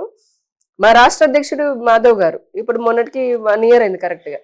ఆయన వచ్చిన తర్వాత అధ్యక్షత తీసుకున్న తర్వాత సారథ్యం అని చెప్పనని, అటల్ యాత్ర అని చెప్పనని, తర్వాత స్ఫూర్తి అని అంటే, సారథ్యం అంటే మొత్తం అన్ని జిల్లాలు తిరగడము, స్ఫూర్తి అని అంటే ఈ చిన్న కులాలు వృత్తులు ఎవరైతే ఉంటాయో వాళ్ళని తీసుకొచ్చి వాళ్ళకు ఉన్నటువంటి కళలను బయటికి తీసుకొని రావడం అనుకోండి. అటల్ బిహారీ వాజ్పేయి గారు పెట్టడం, మొన్న పోలవరం సందర్శన చేశాం. అసలు ఇంకా ఎన్నో మన అనగారిపోయినటువంటి వర్గాలు ఎవరైతే ఉంటారో వారికి ఉన్నటువంటి, ఇప్పుడు భగవాన్ బిర్సా ముండా అని మనకి ఎస్టీ వాళ్ళకి సంబంధించినటువంటి, ఇలా గుర్రం జాషువా గారు ఎన్నో కార్యక్రమాలు చేస్తూ ప్రజల్లోకి విస్తృతంగా వెళ్తున్నారు, అహర్నిశలు చేస్తున్నారు. ఇటు రాష్ట్రానికి సపోర్ట్ చేస్తూ ఇటు కార్యక్రమాలు చేస్తుంటే వాడెవడో వైసీపీ స్పోక్స్ పర్సన్ వెంకటరెడ్డి అంటే ఎవడి మాధవ్ అన్నట్టుగా మాట్లాడతాడు. అంటే వాళ్ళు అరగేస్తున్నారు. సో కళ్ళు మూసుకుంటాయి కదా నువ్వు, అందుకే కళ్ళు నీకు చెప్పేది నీ అధ్యక్షుడికి చెప్పేది. మీరు కళ్ళు తెరిస్తే కదా ఆంధ్రలో ఏం జరుగుతుందో తెలిసేది, లేదంటే ఎవరు ఏ పార్టీకి అధ్యక్షులు ఏం జరుగుతుందని తెలిసేది. ఇటువంటి అహంకారపూరితంగా మాట్లాడుతూ ఉంటారు. అహంకారపూరితంగా మాట్లాడుతున్నారు, అదే విధంగా పర్సనల్ గా అటాక్ చేస్తున్నారు. ఒరే చంద్రబాబు నాయుడు అని అంటున్నారు. మొన్న నాగార్జున యాదవ్ అనే అతను కూడా ఆ ప్రెస్ మీట్ లో మాట్లాడిన మాటలు చాలా చూసాం. చాలా రకాలుగా ఇటు తెలంగాణ ముఖ్యమంత్రిని కూడా అంటేనే మన పోలీసులు అరెస్ట్ చేసి తీసుకెళ్లారు. సో అక్కడ ఉన్నటువంటి పరిస్థితులన్నీ కూడా చక్కబడాలని మనస్ఫూర్తిగా కోరుకున్నాం. ఈ సెంట్రల్ విషయానికి వస్తే మేడం, బీజేపీ ఎంతో అభివృద్ధి కార్యక్రమాలు చేసుకెళ్తున్నా కూడా, అంటే నేషనల్ హైవేస్ కావచ్చు, అనేక రకాల చాలా అద్భుతమైనటువంటి కార్యక్రమాలు చేస్తున్నప్పుడు కూడా కాంగ్రెస్ పార్టీ నుంచి రకరకాల విమర్శలు. ఇప్పుడు ముఖ్యంగా ఢిల్లీ కేంద్రంలో నడుస్తున్నటువంటి జంతర్ మంతర్లు నడుస్తున్నటువంటి ఇష్యూని మనం చూసుకున్నట్టయితే, ఏదైతే ఈ నీట్ పేపర్ విషయంలో, లీకేజ్ విషయంలో ధర్మేంద్ర ప్రధాన్ని రాజీనామా చేయమని చెప్పేసి అటు కాంగ్రెస్ పార్టీ కావచ్చు, సిజేపీ అంటే కాక్రోచ్ జనతా పార్టీ ఒక రకమైనటువంటి విధ్వంసం అక్కడ జరిగింది. సో పోలీసులు విపరీతమైనటువంటి లాఠీ చార్జ్ చేసి ఒక్కొక్కరిని విపరీతంగా గాయపరుస్తున్నారు. ఇది అరాచకం, ఈ ప్రజాస్వామ్యం కాదు, ఇది ప్రశ్నిస్తే ఇట్లా కొడతారా అనేది రకరకాల సోకాల్డ్ వ్యక్తులందరూ కూడా మాట్లాడడం జరుగుతుంది. ఏంటి మేడం అంటే అధికారం చేతిలో ఉంది కదా అనేటువంటి కార్యక్రమాలు చేస్తున్నారా? అంటే ఒక అటు ప్రశ్నిస్తే ఉద్యమాన్ని అణిచేస్తారా? ఏంటి మీరు ఏం చేయాలనుకుంటున్నారు అసలు? మేము ఏదో చేయాలని అనుకుంటే గనక మొదటి రోజే అక్కడ అసలు వాళ్ళెవరు ఉండేవాళ్ళు కాదు. జంతర్ మంతర్లు ఏదైతే వీళ్ళు పెట్టుకున్నారు, ఎందుకంటే దానికి పర్మిషన్ లేదు బేసిక్ గా. సో ఇప్పటి వరకు మీరు చూస్తే గడిచిన 12 సంవత్సరాల్లో నరేంద్ర మోదీ గారి పాలనలో మీరు చూస్తే సంవత్సరం 2 సంవత్సరాలు రైతు ఉద్యమం పేరిట ఎంతో సరే, అందులో కొంతమంది నిజంగా జెన్యూన్ రైతులు ఉన్నారు, వాళ్ళని పక్కన పెడితే, వాళ్ళ కన్సర్న్స్ అని పక్కన పెడితే, ఆ రైతు ఉద్యమంలో కూడా మీరు చూస్తే ఖలిస్తానీ వాళ్ళు విపరీతమైనటువంటి విధ్వంసాన్ని సృష్టించారు. సంవత్సరం 2 సంవత్సరాలు అయినా మేము ఏమైనా మా ప్రభుత్వము అంటే వాళ్ళపైన ఏమైనా చేసిందా? ఇప్పుడు అదే కాంగ్రెస్ లో మీరు చూస్తే అప్పుడు వాళ్ళు ఉన్నప్పుడు గనక చూస్తుంటే కనీసము ఇలా కొంచెం రోడ్డు పైకి వచ్చి బయటకు వచ్చి గంట ఇలా కూర్చుంటే లాఠీలు విరిగిపోయేవి. జైల్లోంచి బయటకు వచ్చి రాకుండా బైండోర్ కేసులను పెట్టి లోపలేసేవాళ్ళు. కానీ 12 సంవత్సరాల్లో మేము ఏ ప్రజా ఉద్యమాన్ని కూడా వ్యతిరేకించలేదు, ఎప్పుడు అడ్డుపడలేదు. ఎందుకంటే భారతీయ జనతా పార్టీ ప్రజాస్వామ్యాన్ని, ముఖ్యంగా రాజ్యాంగాన్ని చాలా బలంగా నమ్ముతుంది. ఇందాక నేను చెప్పినట్టుగా ప్రశ్నించడము, నిరసన తెలపడము ప్రతి వ్యక్తి యొక్క హక్కు. అది రాజ్యాంగం ఇచ్చినటువంటి హక్కు.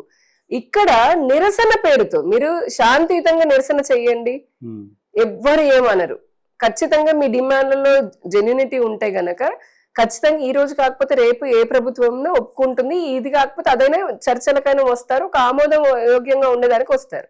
ఇక్కడ కూడా మీరు చూస్తే నీట్, అసలు ఒకసారి నీట్ దాని గురించి చూస్తే మే 3వ తారీఖున జరిగింది ఎగ్జామ్.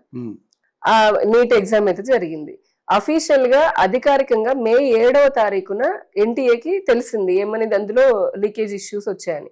తెల్లారి మరుసటి రోజునే ఆ పరీక్షను మేము క్యాన్సిల్ చేస్తున్నామని చెప్పడము. అలాగే వెంటనే సిబిఐ ఇమ్మీడియట్ గా, కేంద్ర ప్రభుత్వం ఇదే ధర్మేంద్ర ప్రధాన్ గారు ఇమ్మీడియట్ గా ఏం చేశారు, సిబిఐని వేసి 13 మందిని దానికి లీకేజ్ లో ఉన్నటువంటి వారిని అరెస్ట్ కూడా చేయడం జరిగింది. దీనిపైన అంటే ఇష్యూ వచ్చింది. ఇప్పుడు అలా జరగడం చాలా తప్పు. ఎందుకంటే నీట్ అనేది నిజంగా చాలా, అదే చెప్తున్నాను, నీట్ పరీక్ష అనేది ఎంతో మంది కలలు కనేటటువంటి ఒక పరీక్ష, కష్టమైనటువంటి పరీక్ష. దాంట్లో కొంతమంది కింద స్థాయి ఉద్యోగుల వల్ల, వాళ్ళ స్వార్థం వల్ల లీకేజ్ జరిగింది, తప్పు జరిగింది. ఆ జరిగిన దానికి ధర్మేంద్ర ప్రధాన్ ప్రెస్ ముందుకు వచ్చి తెల్లారి ఆయన ప్రెస్ ముందుకు వచ్చి క్షమాపణ చెప్పాడు. ఇదే విద్యార్థులందరికీ, ఈ ఇప్పుడు చేస్తున్నటువంటి వాళ్ళకి కాదు, విద్యార్థి, నిజమైనటువంటి విద్యార్థి ఈ దేశంలో ఎవరైతే పరీక్షలు రాశారో వారందరికీ ఒక కేంద్ర మంత్రి ప్రెస్ ముందుకు వచ్చి తెల్లారి క్షమాపణ చెప్పాడు. చెప్పడమే కాకుండా అందులో ఉన్నటువంటి టెక్నికల్ గా ఉన్న లోటుపాట్లని సవరించుకుంటాము, ఇటువంటివి జరగకుండా చేస్తాము అని చెప్పి సిబిఐని వేసి అరెస్ట్ కూడా చేశారు. అంటే ఇష్యూ జరిగింది, జరగడం చాలా పొరపాటు, ఇష్యూ జరిగింది సంభవం, దానికి ప్రభుత్వం బాధ్యత తీసుకుంది, ఆయన మంత్రి తీసుకున్నాడు, జరగకుండా చూడడానికి అన్ని చర్యలు చేశారు. ఇది జరిగిన తర్వాత ప్రధానమంత్రి గారు కూడా చెప్పారు ఏమని, ఈ నిన్న చెప్పారు, నేను ఈ రోజు అనుకుంటా ఫాస్ట్ ట్రాక్ కోర్టులు కూడా పెడతాము, పెట్టి ఎవరైనా పదే చెప్తూ వచ్చారు, ఎవరిని వదిలిపెట్టేది లేదు దీనికి సంబంధించి అని చెప్పని కూడా స్పష్టంగా ఉంది. అంటే ఎవరైతే మాట్లాడాలో వాళ్ళు ఏం మాట్లాడాలో చెప్పారు, అంటే ఏం చెయ్యాలో అని చెప్పారు. ఇంతవరకు అంతా బాగానే ఉంది. అంటే దానికి సంబంధించి ఇంకొక అంశం నీటికి సంబంధించిందంటే, అది మిగతా ఇప్పుడు ఐఐటి లాంటి ఆన్లైన్ లో పెట్టేది కాదు, ఆఫ్లైన్ లో వచ్చింది. దాన్ని కూడా సరి చేసుకుని లెస్ దాన్ ఎ మంత్, అంటే అలా జరిగిన తర్వాత లోపలే సిబిటి ద్వారా ఫుల్లీ కంప్యూటరైజ్డ్ చేసి రీ ఎగ్జామ్ పెట్టారు. నిన్న రిజల్ట్స్ కూడా వచ్చాయి. దాదాపు 12 లక్షల మందికి వాళ్ళు క్వాలిఫై కూడా అయ్యారు. అంటే జరిగినది దాన్ని సరి చేసుకొని మళ్ళీ వచ్చారు, మళ్ళీ పెట్టారు. ఈసారి ఫుల్ గా కంప్యూటరైజ్డ్ చేసుకుని పెట్టారు. ఇది ఒక యాంగిల్ మనం చూద్దాం. ఇప్పుడు ఆ సిజేపీ అనేది ఉందో, కాక్రోచ్ జనతా పార్టీ అని పెట్టుకున్నారు. ఆ కాక్రోచ్ జనతా పార్టీ కూడా స్టార్టింగ్ లో వాళ్ళు ఇలానే జంతర్ మంతర్ దగ్గర అభిజిత్ దీప్క్యాన్ అయితే ఎవరైతే స్టార్ట్ చేశాడో, సరే స్టూడెంట్స్ అందరూ కూడా ఎవరు వాళ్ళు వచ్చి మేము చేస్తామని అనుకున్నారు, అంతవరకు బాగానే ఉంది. అంటే స్టూడెంట్స్ రావడంలో కూడా అక్కడ నిజంగా ఇప్పుడు చూస్తే స్టూడెంట్స్ ఎవరు లేరు ఒరిజినల్, అదే చెప్తున్నారు. మొదలైతే పెట్టారు. మీరు నిజంగా మేము ప్రశ్నించేది ఒకటే, నిజంగా ఇబ్బంది కలిగినటువంటి వాళ్ళకి మేము చాలా సానుభూతిగా ఉన్నాము, వాళ్ళకి చేయాల్సింది చేసింది ప్రభుత్వం. అంటే ఒరిజినల్ ఎవరైతే ఇబ్బంది పడ్డారు, ఇది అడ్డు పెట్టుకొని, అంటే ఈ నీటిని అడ్డు పెట్టుకొని ఇప్పుడు ప్రభుత్వాన్ని కూల్చే విధంగా, దేశ వ్యతిరేకంగా ఒక కుట్రలు పన్నే విధంగా జరుగుతున్నప్పుడు మీరు ఆ ప్యాటర్న్ చూడండి ఒకసారి. సిమిలర్ ప్యాటర్న్ మీకు అర్థమైపోతుంది ఇక్కడ. మీకు ఏదైనా ఇబ్బంది కలిగింది, ఆ స్టేజ్ పైన నిజంగా బాధితుడు అంటే బాధిత విద్యార్థి ఒక్కడైనా ఉన్నాడా అండి? నేను అడుగుతున్నా మిమ్మల్ని. నీట్ పరీక్ష రాసిన వాడు, నేను బాధితుడు అని చెప్పుకున్నవాడు ఒక్కడైనా ఉన్నాడా? వాళ్ళ తల్లిదండ్రులు ఎవరైనా స్టేజ్ పైన ఉన్నారా? అసలు వాళ్ళు ఉన్నారా? వాళ్ళు కదా ఉండాలి. మిగతా ఇప్పుడు మనం సపోర్ట్ వస్తాం, ఉన్నామని చెప్తారు. కానీ వీళ్ళు ఏం చేశారు, ఈవెన్చువల్ ఏంటి, ఈ పేరుని అడ్డుపెట్టి వీళ్ళకి ఒక ప్లాట్ఫామ్ కావాలి. మొదట్లో సిఏఏ జరిగింది కదా, సిటిజన్షిప్ అమెండ్మెంట్ యాక్ట్ అని. అప్పుడు కూడా ఒకటే వీళ్ళకి ప్రతి యూసీసీ వచ్చినా సిఏఏ అని వచ్చినా ఏది వచ్చినా ఒకటే మాస్టర్ ప్లాన్ ఉంటుంది. ఏంటి, ఫస్ట్ ఒక కారణం చూపిస్తారు, ఆ తర్వాత ఎవరెవరు చేరారో వారందరు చేరతారు. ఆ పేర్లు కూడా మీకు చాలా సింపుల్ చెప్పేస్తే మీకు అర్థమైపోతుంది అంటే దీనిలో ఏం జరుగుతుంది అనేది. ఒక ఆస్పెక్ట్ మనం మాట్లాడేసుకున్నాం. సెకండ్ దాంట్లో సరే వీళ్ళు స్టేజ్ పైన వాళ్ళు ఎవ్వరూ లేరు, వీళ్ళే ఫస్ట్ తింటున్నారు, అక్కడే తాగుతున్నారు, ఇంకా అనకూడదు. కానీ స్టూడెంట్ నిరసన పేరుతోటి ఎన్నెన్ని అంటే చూడకూడనివన్నీ, అసభ్యకరంగా ఉండే అశ్లీలంగా ఉండేటటువంటివన్నీ చేస్తున్నారు. అయినా సరే సోషల్ మీడియాలో ఎవరికి వాళ్ళు ఉంటారు కదా, దీన్ని వ్యతిరేకించే వాళ్ళు ఉంటారు, దాన్ని సపోర్ట్ చేసే వాళ్ళు ఉంటారు. అమ్మాయిలు అయితే గనక చాలా ఘోరంగా చేస్తున్నారు. ఒకడైతే గనక మనం చూసాము, అతని ప్రైవేట్ పార్ట్ బయట జనాలకు చూపించుకుంటూ ఏదో చూపిస్తుంటాడు. ఇంకొకడు వచ్చినేమో ఇక్కడ చాలా నేను తీవ్రంగా ఖండిస్తుంది ఒకటండి, ఒక లేడీ జర్నలిస్ట్ ని, నేషనల్ రిపోర్టర్ ని, మీరు నేను ఆ వీడియో ఒకసారి జూమ్ చేద్దాముడు, ఇంతకంటే దాన్ని ఇప్పుడు ఇదంతా చూసిన తర్వాత మీరు దాన్ని ఇంకా స్టూడెంట్ మూవ్మెంట్ అనే నిజంగా మీరు అంటారా? మీరే చెప్పండి. మేము ఇక్కడ ఇది స్టూడెంట్ యాక్టివిటీ కాదు, ఇబ్బంది వాళ్ళది కాదు అని చెప్పడం లేదు, కానీ ఆ పేరు కనిపిస్తుంది.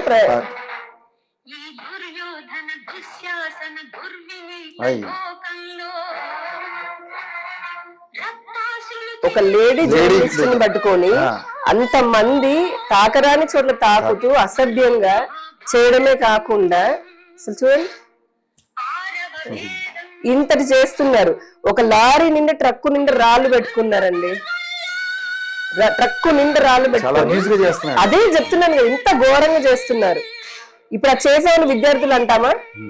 చెప్పండి, ఏమంటాం వాళ్ళని? పోలీసులని రాళ్ళు తీసుకొని కొట్టారు, పెప్పర్ స్ప్రేలతో కొట్టారు. పెప్పర్ స్ప్రేలతో వాళ్ళని కొట్టడం కాకుండా ఒక ట్రక్కు లారీ నిండా రాళ్ళు తెచ్చుకొని పెట్టి ఉంచుకున్నారు. నిజంగా మీకు సమస్య నీటి దాని గురించి అంటే ఆల్రెడీ ఇందాక చెప్పిన చర్యలు తీసుకున్నారు. అయినా సరే మళ్ళీ పార్లమెంట్ జరుగుతోంది. పార్లమెంట్ సంబంధించి అంతకు ముందే జేపీ నడ్డా ఆరోగ్య శాఖ మంత్రి ఎవరైతే ఉన్నారో ఆయన, ఇంకొక జితేంద్ర సింగ్ అని చెప్పని ఇంకొక మంత్రి కూడా వీళ్ళతో చర్చలకు అని చెప్పని వాళ్ళని పిలిపించారు. వాళ్ళ దగ్గరికి వెళ్ళారు, మాట్లాడారు. పార్లమెంట్ తెల్లారి మొదలవుతుంది కాబట్టి పార్లమెంట్ ఇప్పుడు వీళ్ళందరినీ ప్రభుత్వాలు ఎందుకు ఎన్నుకుంటామండి? అసలు ఓటింగ్ ఎందుకు పెట్టారు? ఇలా ప్రజా సమస్యలు వస్తే పార్లమెంట్ లో ప్రతినిధులు మాట్లాడాలని కదా. సో ఇక్కడ జరిగింది ఏంటి, విద్యార్థుల పేరుతో మొదలు పెట్టినటువంటి ఇది ఈ రోజున అక్కడ మహిళల పైన అసభ్యంగా ప్రవర్తించడం దగ్గరతో మొదలు పెట్టి పోలీసుల పైన పెప్పర్ స్ప్రేలు ఏంటి, లేదంటే కేరళ కాంగ్రెస్ ఎంపీలు బస్సుల్లో ఇక్కడ ఢిల్లీకి వస్తే బస్సులో ఢిల్లీ పోలీసులు చిత్తకొడుతున్నాడు కేరళ కాంగ్రెస్ ఎంపీ. అదే కాకుండా ఇప్పుడు నిన్న చూడండి ఖలిస్తానీ వాళ్ళు కత్తులు పట్టుకొని చంపేస్తామని అసలు అక్కడ ఇచ్చిన స్లోగన్స్. నేను అదే చెప్తున్నాను, అక్కడ జోసెఫ్ అదే ఇందాక అనుకున్నాం కదా, వెళ్ళింది ఒక దానికి. ఇక్కడ కూడా అంతే, మీరు నీటి గురించి మాట్లాడాలి, నీటి గురించి ప్రశ్నించండి. మీరు ధర్మేంద్ర ప్రధాన్ గురించి మాట్లాడాలి, ఆ స్లోగన్ ఇవ్వండి, తప్పలేదు. అంతవరకు మీకు హక్కు ఉంది, అంతవరకు. కానీ భరతమాతకి ఎంతమంది మొగుళ్ళు, ప్రధానమంత్రిని చంపేస్తాము, అతని ముక్కలు చేస్తాము అని ఒకడంటే, ఇంకొకడు ఏమంటాడు, ఈ చికెన్ నెక్ అని ఉంటుంది కదా మనకి నార్త్ ఈస్ట్ లో, ఏదైతే చైనాకి మనకున్న చాలా సెన్సిటివ్ బార్డర్ అది, ఆ చికెన్ నెక్ ని మేము బ్రేక్ చేస్తాము.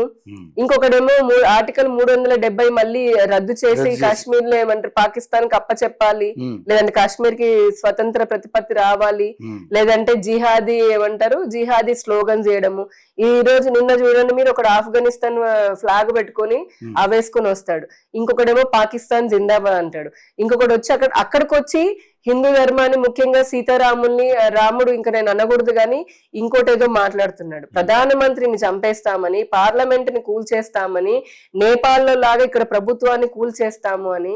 మాకు ఏమంటారు సంబంధం లేని విషయాలు. నీట్ పరీక్షకి విద్యార్థుల దానికి ఆర్టికల్ ఇప్పుడు ఇవన్నిటికి విధ్వంసానికి సంబంధం. ఇది నిజంగా విధ్వంసం కాకపోతే ఖలిస్తాన్ని కత్తులు పట్టుకుని రావడం ఏంటి, రాళ్లు తీసుకుని పోలీసులు కొట్టడం ఏమిటి, పోలీసుల పైన అది పోలీసులు కొట్టారు అంటే ఫస్ట్ రోజే కొట్టేవాళ్ళండి. వీళ్ళు ఎప్పుడైతే మామూలుగా కార్యక్రమం చేయాలి కానీ వీళ్ళు రాళ్ళు తీసుకుని ఎదురు దాడి చేయడం ఏంటంటే పోలీసులు రాళ్ళు తీసుకుని ఎదురుదారు కాదు. మీకు కావాలంటే ఆ వీడియోలు కూడా ఉన్నాయి. నేను మొత్తం అంతా కూడా అంటే సోషల్ మీడియా కళ్ళు మూసుకోవట్లేదు. మనం చర్చించుకున్న తులసి అదే సెలెక్టివ్ జర్నలిజం ఉంటే దాన్నే మరి అందుకే ఆమెని గంజాయి మొక్క అనేది, ఆమెను వేరే ఊరికనే అన్నారు, అందుకనే ఆమెను గంజాయి మొక్క అంటారనమాట. డబ్బులకు అమ్ముడు పోయినటువంటి గంజాయి మొక్కలు వీళ్ళంతా. మీరు విద్యార్థి పరిస్థితిని చూపించాలనుకున్నప్పుడు అదే చూపించండి. అలానే విద్యార్థి పేరుతో ఉన్నటువంటి ఈ దేశ వ్యతిరేక వీళ్ళు విద్యార్థులు కాదు. అందులో మీరు చూస్తే ఎంత మందికి నీట్ స్పెల్లింగ్ చెప్పమంటే చెప్పట్లేదండి. అసలు వాడు విద్యార్థి కాదు. ఆ స్వరా భాస్కర్ కి ఏమవసరం అండి, లేదంటే కనుక ప్రకాష్ రాజ్కి ఏమవసరము? అసలు ముందు సమస్య తీరింది లేదు, నీకు ఇంకా తీరలేదని అనుకున్నప్పుడు నిజంగా నీ కాంగ్రెస్ వాళ్ళు వెళ్తున్నారు అక్కడ. ఆమ్ ఆద్మీ ఏదైతే మనకి కేజ్రీవాల్ ఉన్నాడు అతనికి ఏం అవసరం, నువ్వు సంఘీభావం తెలిపాలని అనుకున్నప్పుడు ఒక రాష్ట్రానికి ముఖ్యమంత్రిలా పనిచేసావు కదా, ఆయన పనిచేశాడు కదా. అండ్ ఇప్పుడు అదే ఆయన ప్రభుత్వం ఉన్నటువంటి పంజాబ్ లో ఎందుకు మరి లాఠీ చార్జ్ చేస్తున్నారు స్టూడెంట్స్ పైన? అక్కడ నిన్న మొన్న నుంచి జరుగుతుంది. ఇది ఆప్ గవర్నమెంట్ లో పంజాబ్ లో పిచ్చ కొడుతున్నారు. ఇక్కడ ఒక న్యాయం అక్కడ ఒక న్యాయమా? ఇక్కడేమో శాంతియుతంగా అని చెప్పని అసలు విద్యార్థులు కొంతమంది ఉన్నారు, అందరూ అనట్లేదు. కొంతమంది నిజంగా వచ్చినటువంటి విద్యార్థులు ఏమంటున్నారు, ఇదేం ప్రొటెస్ట్ అని వాళ్ళే అంటున్నారు. అసలు ఈ తిరగడాలేంటి, తాడాలేంటి, ఈ కత్తులు పట్టుకోవడాలేంటి, ప్రధానమంత్రిని చంపుతామంటాం ఏంటి, లేదంటే హిందూ ధర్మాన్ని తిట్టడం ఏమిటి, చికెన్ నెక్ ని చైనా కావాలనడం ఏంటి, పాకిస్తాన్ జిందాబాద్ అనడం ఏంటి, ఆఫ్ఘనిస్తాన్ కావాలనడం ఏంటి, మీరు దేశం నుంచి తరిమేస్తామని చెప్పిన వెంటనే నిజంగా వచ్చిన విద్యార్థులు ఆశ్చర్యపోయి వెళ్ళిపోతున్నారు. వాళ్ళు శాంతియుతంగా చేయాల్సిన పోరాటం ఇది ఇంత హింసాత్మకంగా ఎందుకు వచ్చింది, ఎందుకు టర్న్ అయింది? ఇప్పుడు అప్పటి వరకు స్పందించినటువంటి పోలీసులు ఏమి చేయనటువంటి పోలీసులు, వీళ్ళు ఎన్ని వీడియోలు నేను పోలీసుల నుండి రకరకాలుగా వాళ్ళని అవమానపరిచే విధంగా గేలి చేష్టలు చేశారు, అయినా పోలీసులు ఊరుకున్నారు. కానీ ఎప్పుడైతే పేపర్ స్ప్రే తీసుకొచ్చి ఇప్పుడు వాళ్ళకి ఇచ్చిన పర్మిషన్ అయిపోయింది జంతర్ మంతర్ లో 5:30కే ఆ స్థలం ఖాళీ చేయాలి, వీళ్ళు ఖాళీ చేయలేదు. అసలు మరి అలాంటప్పుడు ఏం చేస్తారు, మామూలుగా టియర్ గ్యాస్ ఉపయోగించారు వెళ్లకుండా కూర్చుంటాం అన్నప్పుడు. అలా టియర్ గ్యాస్ ఉపయోగిస్తున్నాం అనుకున్నప్పుడు వాళ్ళు పర్మిషన్ అయినప్పుడు వెళ్ళిపోవాలి కదా. అప్పటికి జరిగింది. ఆ సోనం వాంగ్చుక్ ఎవరైతే వచ్చాడో ఆయన ఇంకో పెద్ద మేధావి. దీని వెనకాలంతా కుట్ర ఏంటంటే ఇప్పుడు అసలు చేసినటువంటి ఆమరణ నిరాహార దీక్ష కూడా ఒక శాంటిటీ లేదంటారా మేడం?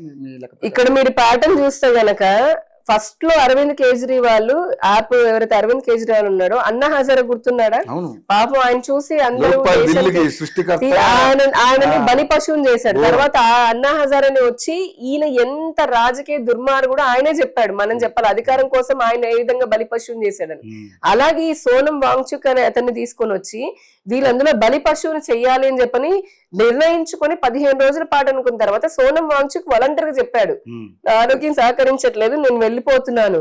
అయినప్పటికీ వీళ్ళు వదలకుండా ఆయన మళ్ళీ తీసుకుని వచ్చి ఆయన బలి పశువుని చేయాలని చెప్పని చూస్తే అది వేరే జరిగింది పక్కకి. అంటే వీళ్ళకు ఒక బలి పశువు కావాలి. వీళ్ళ ఎజెండా ఏంటంటే నీట్. మేము ఇప్పటికీ అంటున్నాం. అలా చూసుకుంటే గనక ఇదే కాంగ్రెస్ కి ఇది కూడా జూమ్ చేయండి మీరు. అంటే జరగడం తప్పే, అంటే మేము కంపేర్ చేయడం లేదు కానీ మరి అప్పుడు జరిగినప్పుడు ఇప్పటికీ జరుగుతున్నటువంటి కాంగ్రెస్ ఇదిగోండి ఎన్ని లీకులు, పేపర్ లీక్స్ ఒకసారి జూమ్ చేయండి. ఇవన్నీ 2004 నుంచి 2014 వరకు కాంగ్రెస్ ఢిల్లీ ఆ ఏరియాలో ఆల్ ఇండియాలో 27 జరిగినాయి. అవి కూడా ఏంటి యూపీఎస్సీ లెవెల్లో, చిన్న చితక 5వ తరగతివి కాదు. యూపీఎస్సీ ఉంది, ఎయిమ్స్ ఉంది, అందులో గేట్ ఉంది, ఇస్రోకి సంబంధించిన ఉన్నాయి, ఆర్బీఐ ఉంది, ఐబిపిఎస్ బ్యాంకులకు సంబంధించి ఉన్నాయి, ఇంకా చాలా ఉన్నాయి, అంత టైం లేదు. ఉత్తరప్రదేశ్ లో చూస్తే కనుక 9, అన్నిట్లో చాలా యూపీఎస్సీ ఉన్నాయి, యూపీఎస్సీ ఉన్నాయి స్టేట్ కి సంబంధించి. ఇవన్నీ ఇంకా కూడా ప్రభుత్వానికి సంబంధించి కూడా. అలానే ఉత్తరాఖండ్ చూస్తే మళ్ళీ యూపీఎస్సీకి సంబంధించిన 3 ఉన్నాయి. హిమాచల్ ప్రదేశ్ లో అక్కడ కూడా అంతే స్టేట్ బోర్డు కి సంబంధించినవి ఉన్నాయి, యూపీఎస్సీకి సంబంధించినవి 4 ఉన్నాయి. మన జమ్మూ కాశ్మీర్ లో కూడా 5 ఉన్నాయి, పంజాబ్ లో 2 ఉన్నాయి, హర్యానాలో 5 ఉన్నాయి, రాజస్థాన్ లో 10 ఉన్నాయి. అన్ని పెద్ద పెద్దవి, పెద్ద పెద్ద పేపర్లు ఇవన్నీ నేను చెప్పేది. 10వ తరగతి కూడా కాదు, పెద్ద పెద్దవి ఇవన్నీ. గుజరాత్ లో 8 ఉన్నాయి, మహారాష్ట్రలో 9 జరిగినాయి, కర్ణాటకలో 6 జరిగాయి, కేరళలో 2 జరిగాయి, తెలంగాణలో కూడా 3 జరిగాయి, మధ్యప్రదేశ్ లో 7 జరిగాయి, ఆంధ్రప్రదేశ్ లో 2 జరిగినాయి, తమిళనాడులో 2, ఒడిశాలో 3, జార్ఖండ్ లో 2, బీహార్ లో 5, అరుణాచల్ ప్రదేశ్ లో 1, అస్సాం లో 6, మణిపూర్ లో 1, త్రిపురలో 1, వెస్ట్ బెంగాల్ లో 10. 10 సంవత్సరాలు జరిగిన లెక్క ఇదంతా. మరి అప్పుడు ఎక్కడ నిద్రపోయారు? అప్పుడు మీ ఏంటి విద్యార్థులు కనపడలేదా? వాళ్ళ భవిష్యత్తు కనపడలేదా? సోకాళ్ళు ప్రకాష్ రాజ్ కైనా స్వరా భాస్కర్ అయినా మీరు సెలెక్టివ్ బయాస్డ్ గా మీ ఎజెండా ఏందో చెప్పారు. సిఏఏ అయినా, యూసిసి అయినా, ఇప్పుడు ఇదైనా, ఫార్మర్ ప్రొటెస్ట్ అయినా ఒకటే బ్యాచ్ వస్తారండి. వాళ్ళకి ఫండింగ్ ఒకటే ఫండింగ్, బయట నుంచి ఫండింగ్ వస్తుంది, చైనా నుంచి ఫండింగ్ వస్తుంది. వీళ్ళందరికీ ఏంటంటే ఇప్పుడు ప్రకాష్ రాజ్ అంటే వీళ్ళందరూ ఎవరైతే ఉన్నారో ఒక సెట్ ఆఫ్ పీపుల్ ఉంటారు కదా, వాళ్ళకి బయట నుంచి మత మార్పిడి కోసం అని చెప్పనని వాళ్ళ ఎన్జిఓలకి ఫండింగ్ వస్తుంది, FCRA ఫండింగ్ వస్తుంది. ఇప్పుడు ఈ పార్లమెంట్ సెషన్ లో యాక్చువల్లీ ఇప్పుడు ఎందుకు ఎంత గోల, నిన్న సడన్ గా రాహుల్ గాంధీ పరిగెత్తడము, అసలు ఒక లీడర్ ఆఫ్ అపోజిషన్ అలా చేయొచ్చా అండి? రవి గారు నేను అడుగుతున్నాను, మీరు ఇందాక ప్రతిపక్షం అని చెప్పనని, అదే ప్రతిపక్షానికి చాలా రాష్ట్రాలు ప్రభుత్వాల్లో ఉన్నారు, వాళ్ళు మెంబర్ ఆఫ్ పార్లమెంట్ లో ఉన్నారు, వాళ్ళ కుటుంబం నుంచి ఎన్నోసార్లు ప్రధానమంత్రిగా చేసిన వాళ్ళ కుటుంబ సభ్యులు ఉన్నారు. ఒక ప్రధానమంత్రికి ఎంత హై సెక్యూరిటీ జోన్ ఉంటుంది అంటే అత్యధిక జోన్ ప్రెసిడెంట్ కి ప్రధానమంత్రికి ఉంటుంది. ఆయన చెప్పబెట్టకుండా leader of the opposition Rahul Gandhi, Priyanka Vadra, Mallikarjun Kharge sudden గా ప్రధానమంత్రి ఇంటి ముందుకు వెళ్ళి సెక్యూరిటీని బ్రీచ్ చేస్తుంటే, ఒక పక్క ఇటువంటి హింసాత్మక ఘటన జరుగుతున్నప్పుడు వీళ్ళందరినీ ప్రోత్సహించినట్టు కాదా? పైగా వీళ్ళే చెప్తున్నారు, నేపాల్లో మీరు ప్యాటర్న్ చూడండి, నేపాల్లో ఇలానే విద్యార్థి అని చెప్పని మొదలుపెట్టి ప్రభుత్వాన్ని కూల్చి అక్కడ మంత్రి భార్యను చంపేశారు. అసలు బంగ్లాదేశ్ లో అయితే ఇంకా అనకూడదు కానీ ప్రభుత్వాన్ని కూల్చడమే కాదు, ప్రధానిని ఆవిడని చంపాలని చెప్పని ప్రయత్నం చేసి ఆవిడ ఇంట్లోకి వెళ్ళి బ్రాల కూడా ఎత్తుకొని వచ్చి బయట చూపించారు. ఇది విద్యార్థి పేరుతో ఇటువంటిది. ఇప్పుడు మళ్ళీ మనకి శ్రీలంకలో అలానే చేశారు. భారతదేశంలో కూడా ఇటువంటి కుట్రనే ఒకటే ప్యాటర్న్. వీళ్ళందరూ మీరు చూస్తే మొత్తం అక్కడ కనిపించాలంతా దేశ వ్యతిరేకంగా, ఎప్పుడు చూసినా దేశానికి వ్యతిరేకంగా మాట్లాడే వాళ్ళే, భారతదేశం అభివృద్ధికి వ్యతిరేకంగా మాట్లాడే వాళ్ళే. మరి దీన్ని ఏమంటాము? ఎందుకు ఈ హింస? కత్తులు పట్టుకుని వచ్చేది విద్యార్థి మూవ్మెంట్ అంటామా? నిజంగానే వాళ్ళకి చిత్తశుద్ధి ఉంటే పార్లమెంట్ మొదలైంది కదా, వాళ్ళు ఎంపీలో ఉన్నారు, ఇప్పుడు ఇంతమంది సింపదే ఇన్ని పార్టీలు ఉన్నాయి, అక్కడికి వెళ్ళి పార్లమెంట్ లో గొడవ పడండి. ఫస్ట్ టైం అన్నారు మేము చర్చ అన్నారు. చర్చ సరే చేద్దామని స్పీకర్ మొదలు పెడితే మాకు చర్చ వద్దు, ధర్మేంద్ర ప్రధాన్ రిజైన్ అంటారు.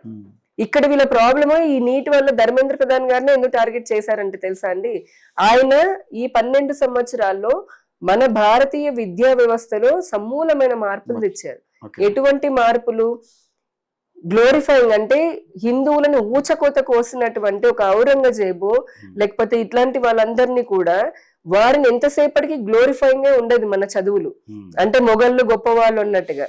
అవి తీసేసి వాళ్ళు చేసిన అరాచకాన్ని పుస్తకాలు పెట్టి ఈ రోజున విద్యార్థులకు తెలియపరుస్తున్నారు, అంటే అంత విధ్వంసం చేశారని. అందుకు ఈయన పైన ధర్మేంద్ర ప్రధాన్ పైన కక్ష కట్టారు. ఒకవేళ నిజంగా ఒక సింగిల్ పేపర్ పైన రాజీనామా చేయాలంటే ఇందాక చదివిన లిస్ట్ అంతా ఉంది కదా, కాంగ్రెస్ హయాంలో ఉన్నప్పుడు ఎంత మందిని రాజీనామా చేయించారు? ఇదే రాహుల్ గాంధీ లేదంటే ఇదే కాంగ్రెస్ పార్టీ ఎంతమంది చేయించారు? ఇదే ఆపు ఉంది కదా అప్పుడు. వీళ్ళందరూ ఇప్పుడు వస్తున్నారు కదా, ఈ సోకాళ్ళు సెలబ్రిటీలు అందరూ కూడా అప్పటి నుంచి ఉన్నారు కదా, ఈ సోనం వాంగ్చుక్ ఉన్నాడు కదా అప్పుడు కూడా. ఎందుకు చేయించలేదు నువ్వు అంటే ఇక్కడ వీళ్ళు ధర్మేంద్ర ప్రధాన్ టార్గెట్ ఎందుకనంటే నీట్ పేరుతో, నీటికి జరగాల్సింది చేశాం, నీట్ పేరుతోటి వాళ్ళు ఈ సమూల మార్పులు తీసుకొచ్చినటువంటి వ్యక్తిని చేయాలని. ఎందుకు ఇక్కడ కేవలము అలాంటి వాళ్ళని అంటే మన దేశ వ్యతిరేకంగా వచ్చి చంపినటువంటి వాళ్ళని ప్రజలకు అర్థమయ్యే విధంగా చెప్పడం, పుస్తకాల్లో పెట్టడం దగ్గర నుంచి ఈ రోజున దేశంలో చివరిగా ముగిస్తాను. ఒక ఏం చేశాడు ధర్మేంద్ర ప్రధాన్ అని చూస్తే, అంటే ఎందుకు ఆయన మీద కక్ష కట్టారు అని అంటే 7 కొత్త ఐఐటీలు వచ్చాయండి దేశంలో, ఇవన్నీ ఆయన ద్వారానే వచ్చాయి. 7 ఐఐటీలు వచ్చాయి, ట్రిపుల్ ఐటీలు 16 వచ్చాయి, ఎయిమ్స్ లో 16 కొత్తవి వచ్చాయి, కేంద్రీయ విద్యాలయాలు 57 వచ్చాయి, పిఎం శ్రీ పాఠశాలలని గిరిజన ప్రాంతాల్లో సాధారణ చిన్న అంటే పేద పిల్లల కోసమని వరల్డ్ క్లాస్ ఇన్ఫ్రాస్ట్రక్చర్ తో పిఎం శ్రీ పాఠశాలలు పెట్టాం. అటువంటివి ఎన్ని వచ్చాయి? 14,500 వచ్చాయి.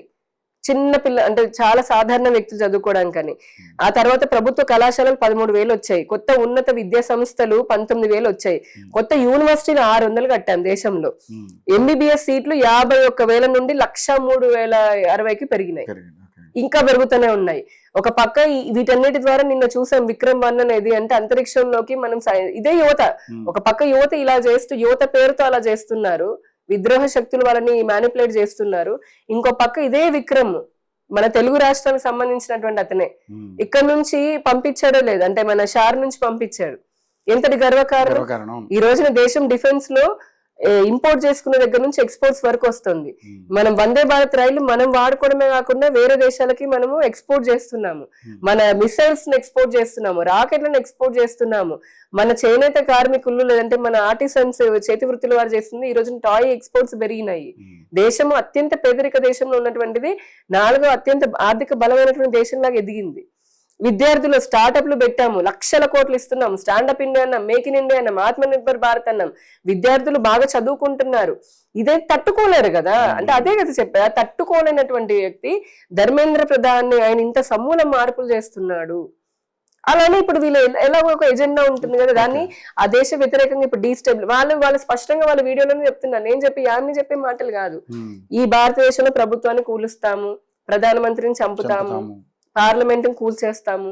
చదువుకునే విద్యార్థి మాట్లాడతాడో మీరు చెప్పండి ఇప్పుడు. అంటే ఎక్కడ మొదలయ్యి ఎక్కడికి వెళ్తోంది? కానీ మేడం ఈ ప్రభుత్వం వచ్చిన తర్వాత ఢిల్లీ నడిబొడ్డుని ఇలాంటి కార్యక్రమాలు జరుగుతుంటే దేశం మొత్తంలో ఇంకెన్ని కార్యక్రమాలు జరుగుతున్నాయి సరే. సరప్రక్రియతోటి ఏదైతే దొంగ ఓట్ల కార్యక్రమాలు లేకపోతే వలస వచ్చే వాళ్ళని ఓట్లు తీసేసి ఇక్కడి నుంచి పంపించడం చేస్తున్నారు. కానీ ప్రతి ఏరియాలోనూ ఇలాంటి విధ్వంసకర శక్తులు చాలా ఉన్నాయి. వాళ్ళందరినీ ఈ 15 ఏళ్లలో ఎంతమందిని అరికట్టగలిగారు మేడం మీరు? మన దేశానికి మేము ఇలా వన్ బై వన్ చేస్తున్నామని కొంతమంది, ఇప్పుడు మీరు చూస్తే దురంధర్ సినిమా చూసే ఉంటారు, ఒక జస్ట్ ఐడియా కోసం. దేశ వ్యతిరేకంగా ఏ విధంగా ఇక్కడ నుంచి అక్కడ వరకు, అంటే మన నోట్లు అక్కడ ప్రింట్ అయ్యి ఇక్కడికి రావడము, ఎన్నికలను ఉపయోగించుకొని ఏ విధంగా ఈ దేశాన్ని నాశనం చేయాలని కుట్రలు పన్నుతూ ఉన్నారు అనేది మనకు ఆ సినిమా స్పష్టంగా చూపించింది, ఎవరెవరు ఇన్వాల్వ్ అయ్యారు. అదే విధంగా మీరు చూస్తే ప్రధాని భారత 2017-16లో నోట్ల రద్దు జరిగింది. అప్పుడు పెద్ద గొడవ పెట్టారు. ఎందుకు? సరే ఫస్ట్ కొద్ది ఇబ్బంది కలుగుతుంది, కానీ వెంటనే యూపీఐని ప్రవేశపెట్టడం ద్వారా ఈ రోజున ప్రపంచంలోనే నెంబర్ 1 అయింది యూపీఐ. ఈ రోజున చదువు రాని వాడు కూడా రూపాయి కోసం టింగ్ మంది తీసి రూపాయి కూడా ముందు మనం స్కాన్ చేసి పంపించుకున్నాం. ఏటీఎం కార్డులు అవసరం లేదు, బ్యాంక్ వెళ్ళి క్యాష్లు తీసుకోవాల్సిన అవసరం లేదు. ఒక ప్రపంచం అభివృద్ధి ఒక డిజిటల్ రెవల్యూషన్ అది సామాన్యుడికి అందినటువంటిది. సో ఆ నోట్ల రద్దుతో ఇబ్బంది సామాన్య ప్రజలకు రాలా, ఇనిషియల్ గా వచ్చిన తర్వాత రాలా. ఎవరికి వచ్చింది? తీవ్రవాద సంస్థలకు వచ్చింది, ఇటువంటి ఫేక్ ఎన్జిఓలకు వచ్చింది. అంటే ఈ ఫండింగ్ వచ్చే వాళ్ళకి ఇబ్బంది వచ్చింది. ఇప్పుడు ఇందా చెప్పినట్టుగా ఈసారి బిల్లు FCRA బిల్లు పార్లమెంట్ లో రాబోతోంది. ఇదే సోనం వాంగ్చుక్ ఎవరైతే ఉన్నారో అతనికి 2 NGOలు ఉన్నాయి. వాటికి ఇంతకుముందు ఇదే కాంగ్రెస్ 2007లో వాళ్ళు ఉన్నప్పుడు అతనికి నోటీసులు కూడా ఇచ్చారు. మీరు చైనా నుంచి విదేశాల నుంచి అక్రమంగా మీకు ఫండింగ్ వస్తుంది, మీరు యాంటీ నేషనల్, మీరు దేశ విద్రోహాన్ని కాంగ్రెసే చెప్పిన నోటీస్ ఇచ్చిన లడాక్ నుంచి ఉన్నదా ఆ నోటీస్ కూడా ఉన్నాయి. అంటే ఎటువంటి వ్యక్తిని అర్థం చేసుకోండి మీరు. సో ఇప్పుడు ఇటువంటి ప్రకాష్ రాజ్ గాని ఇంకా చెప్పాలంటే ఈ తులసి చందులు అంటే సపోర్టర్స్ చేసే వాళ్ళకి డైరెక్ట్ ఆర్ ఇండైరెక్ట్ వీళ్ళు ఎవరినైతే కొమ్ము కాస్తూ ఉంటున్నామంటే వెనుక చాలా పెద్దగా ఉందండి. దీనికి అంతా ఒక పెద్ద ఎకో సిస్టమ్ ఉంటుంది. ఆ డీప్ స్టేట్ టూల్ కిట్ అనే ఎకో సిస్టమ్ యాక్టివేట్ అవుతూ ఉంటుంది. దేనికి ఇప్పుడు FCRA బిల్ రాబోతుంది. ఈ FCRA బిల్ వచ్చిందని అంటే అందరికి తెలిసింది మెజారిటీ క్రిస్టియన్ మిషనరీస్ కి ఫండింగ్ ఆగిపోతుంది.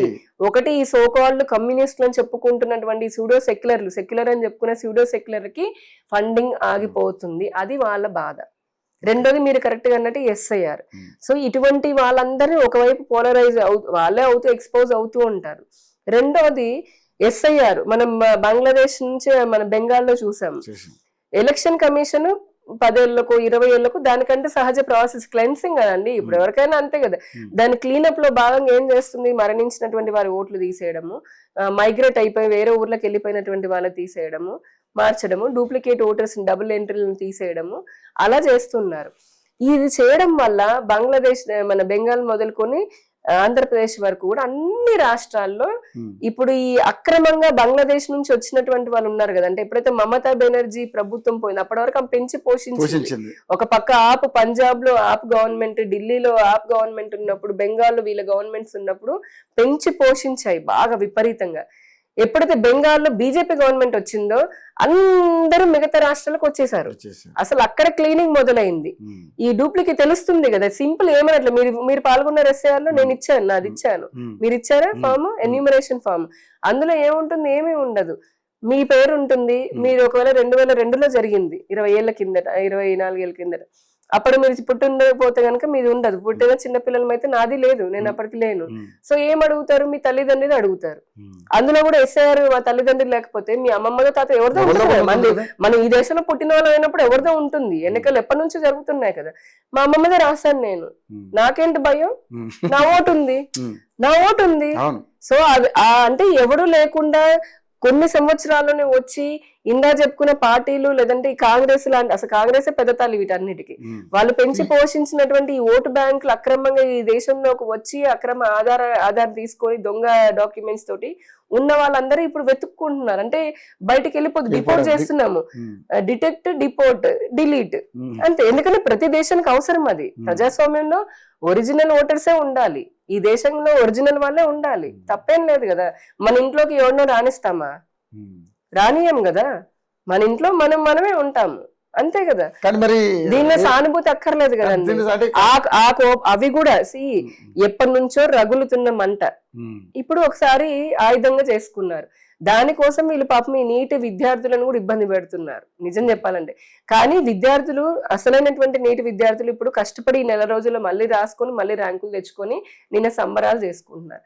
మేము చివరిగా నేను ఒకటే చెప్తున్నాను రవి గారు, ఈ ప్రజాస్వామ్య దేశంలో ఎవరైనా నిరసనలు చేయొచ్చు, ఏదైనా ప్రశ్నించవచ్చు, అందరూ అంటే అడగొచ్చు. కానీ ప్రశ్న పేరుతో, నిరసన పేరుతో ప్రభుత్వ ఆస్తులని మేము కాల్ చేస్తాం, బస్సులు వాళ్ళు తగలబెట్టడం, చాలా చాలా రైలు ఆశ్చర్యం తగలబెట్టడము, ప్రభుత్వ అధికారుల్ని, పోలీసుని మేము చంపేస్తాము అనడము, లేదా భారత ప్రధానినో లేదంటే మిగతా వాళ్ళని పార్లమెంట్ చంపేస్తాము, పాకిస్తాన్ జిందాబాద్, ఇటువంటివి నిరసనలని ఏ దేశము ఒప్పుకోదు. ఉమ్, ఇవి దీని వెనకాల ఉన్నటువంటిది అంతా బయటకు వస్తే ఈవెన్చువల్లీ బయటకు వస్తారు, తగినటువంటి శిక్షలు పడతాయి. అట్ ద సేమ్ టైం మేము ఎవరైతే నష్టపోయినటువంటి విద్యార్థుల వైపు ప్రభుత్వం నిలబడే ఉంది, వారికి చేయాల్సినటువంటి న్యాయం చేసింది. ఓకే, ఈ రెండుని ప్రజలు అర్థం చేసుకొని కోరుతున్నాం, రెండుని మిక్స్ చేయకూడదు. ఓకే, నిజమైనటువంటి వారికి న్యాయము జరుగుతుంది. ఈ విద్యార్థుల పేరుతో వచ్చి అల్లరి సృష్టిస్తున్నటువంటి దేశ విద్రోహ మూకలు ఎవరైతే ఉన్నారో వారిని కూడా ప్రజలకు అర్థమవుతుంది, వారిని కట్టడి చేయాలని కూడా మేము ప్రభుత్వాన్ని కోరుకుంటున్నాం. ఇంత ఉదాసీనంగా కూడా ఉండాల్సిన అవసరం లేదేమో మరి. కానీ మేడం, బీజేపీ పార్టీ అంటే దానికి ఒక విధి విధానాలు, దానికి ఒక కల్చరు, దానికి ఒక లక్ష్యం ఉంది. బట్ మోడీ వచ్చిన తర్వాత అవన్నీ పక్కకి వెళ్ళిపోయి కేవలం మోడీ నామస్మరణ తప్పితే వేరేది ఏం లేదు. మోడీని హైలైట్ చేస్తున్నారు. కేవలం మోడీ, బీజేపీ అంటే పక్కన పెడితే మోడీ తప్పితే వేరే ఏం లేదు అనేది ఇప్పుడు ప్రధానంగా వినిపిస్తుంది. ఏంటి మేడం అంటే వ్యక్తి పూజ ఏంటి, అంధభక్తులు అంటున్నారు, రకరకాలుగా మాట్లాడుతున్నారు. ఇలాంటి అన్నింటికి విమర్శలకి ఏం సమాధానం చెప్తారు? విమర్శించే వాళ్ళు విమర్శించుకుంటూనే ఉంటారు. నరేంద్ర మోదీ, ఇప్పుడు అద్వానీ గారు, మీరు వాజ్పేయి గారి హయాంలో తీసుకుంటే అప్పుడున్నటువంటి జనరేషన్, అప్పుడున్న కాలమాన పరిస్థితులు, అప్పుడున్నటువంటి రాజకీయ ప్రజల్లో ఉన్నటువంటి అవగాహన అది వేరు, ఇప్పుడున్నటువంటి జనరేషన్ వేరు. దేశంలో ఒకసారి మేము అధికారంలోకి వచ్చిన తర్వాత మాకంటూ కొంత టార్గెట్ ఉంది. సబ్కా సాత్, సబ్కా వికాస్, సబ్కా విశ్వాస్, సబ్కా ప్రయాస్ అనేది అయితే మాకు ఉంది. అంత్యోదయ మా సిద్ధాంతం. వికసిత్ భారత్ 2047 అనేది మేము పెట్టుకున్నాము. దానికి సంబంధించి అన్ని రంగాలు సమగ్రంగా సమూలంగా అభివృద్ధి చెందాలి, దేశంలో ఉన్న ప్రతి పౌరుడు అభివృద్ధి చెందాలి, దేశంలో ఉన్నటువంటి ప్రతి రాష్ట్రం అభివృద్ధి చెందాలని ప్రతి రాష్ట్రానికి మన రాష్ట్రంతో సహా ఆంధ్రతో సహా బాగా నిధులు ఇస్తూనే ఉన్నాం. సో ఇంతమంది అభివృద్ధి చెందుతూనే మనం అనుకున్నటువంటి విశ్వగురు స్థానానికి చేరుతాం అనేది మా సంకల్పం, మా ఎజెండా అది. ఈ లోపు ఇప్పుడు ప్రధానమంత్రి మొన్న వెళ్ళారు, ఆయనకి అంతర్జాతీయంగా ఇప్పుడు ఇక్కడంటే ఏదో అంధభక్తని మీరు అంటున్నారు, వేరే దేశం యొక్క ప్రధానమంత్రులు కూడా ఆయనకి ఎందుకు నమస్కారాలు పెట్టాలి, ఎందుకు పాదాలకి నమస్కారం పెడుతున్నారు? ఆ వేరే దేశం ప్రధానికి ఏమైనా నరేంద్ర మోదీ గారు ఏమైనా ఆశ చూపుతూ పెడతారా?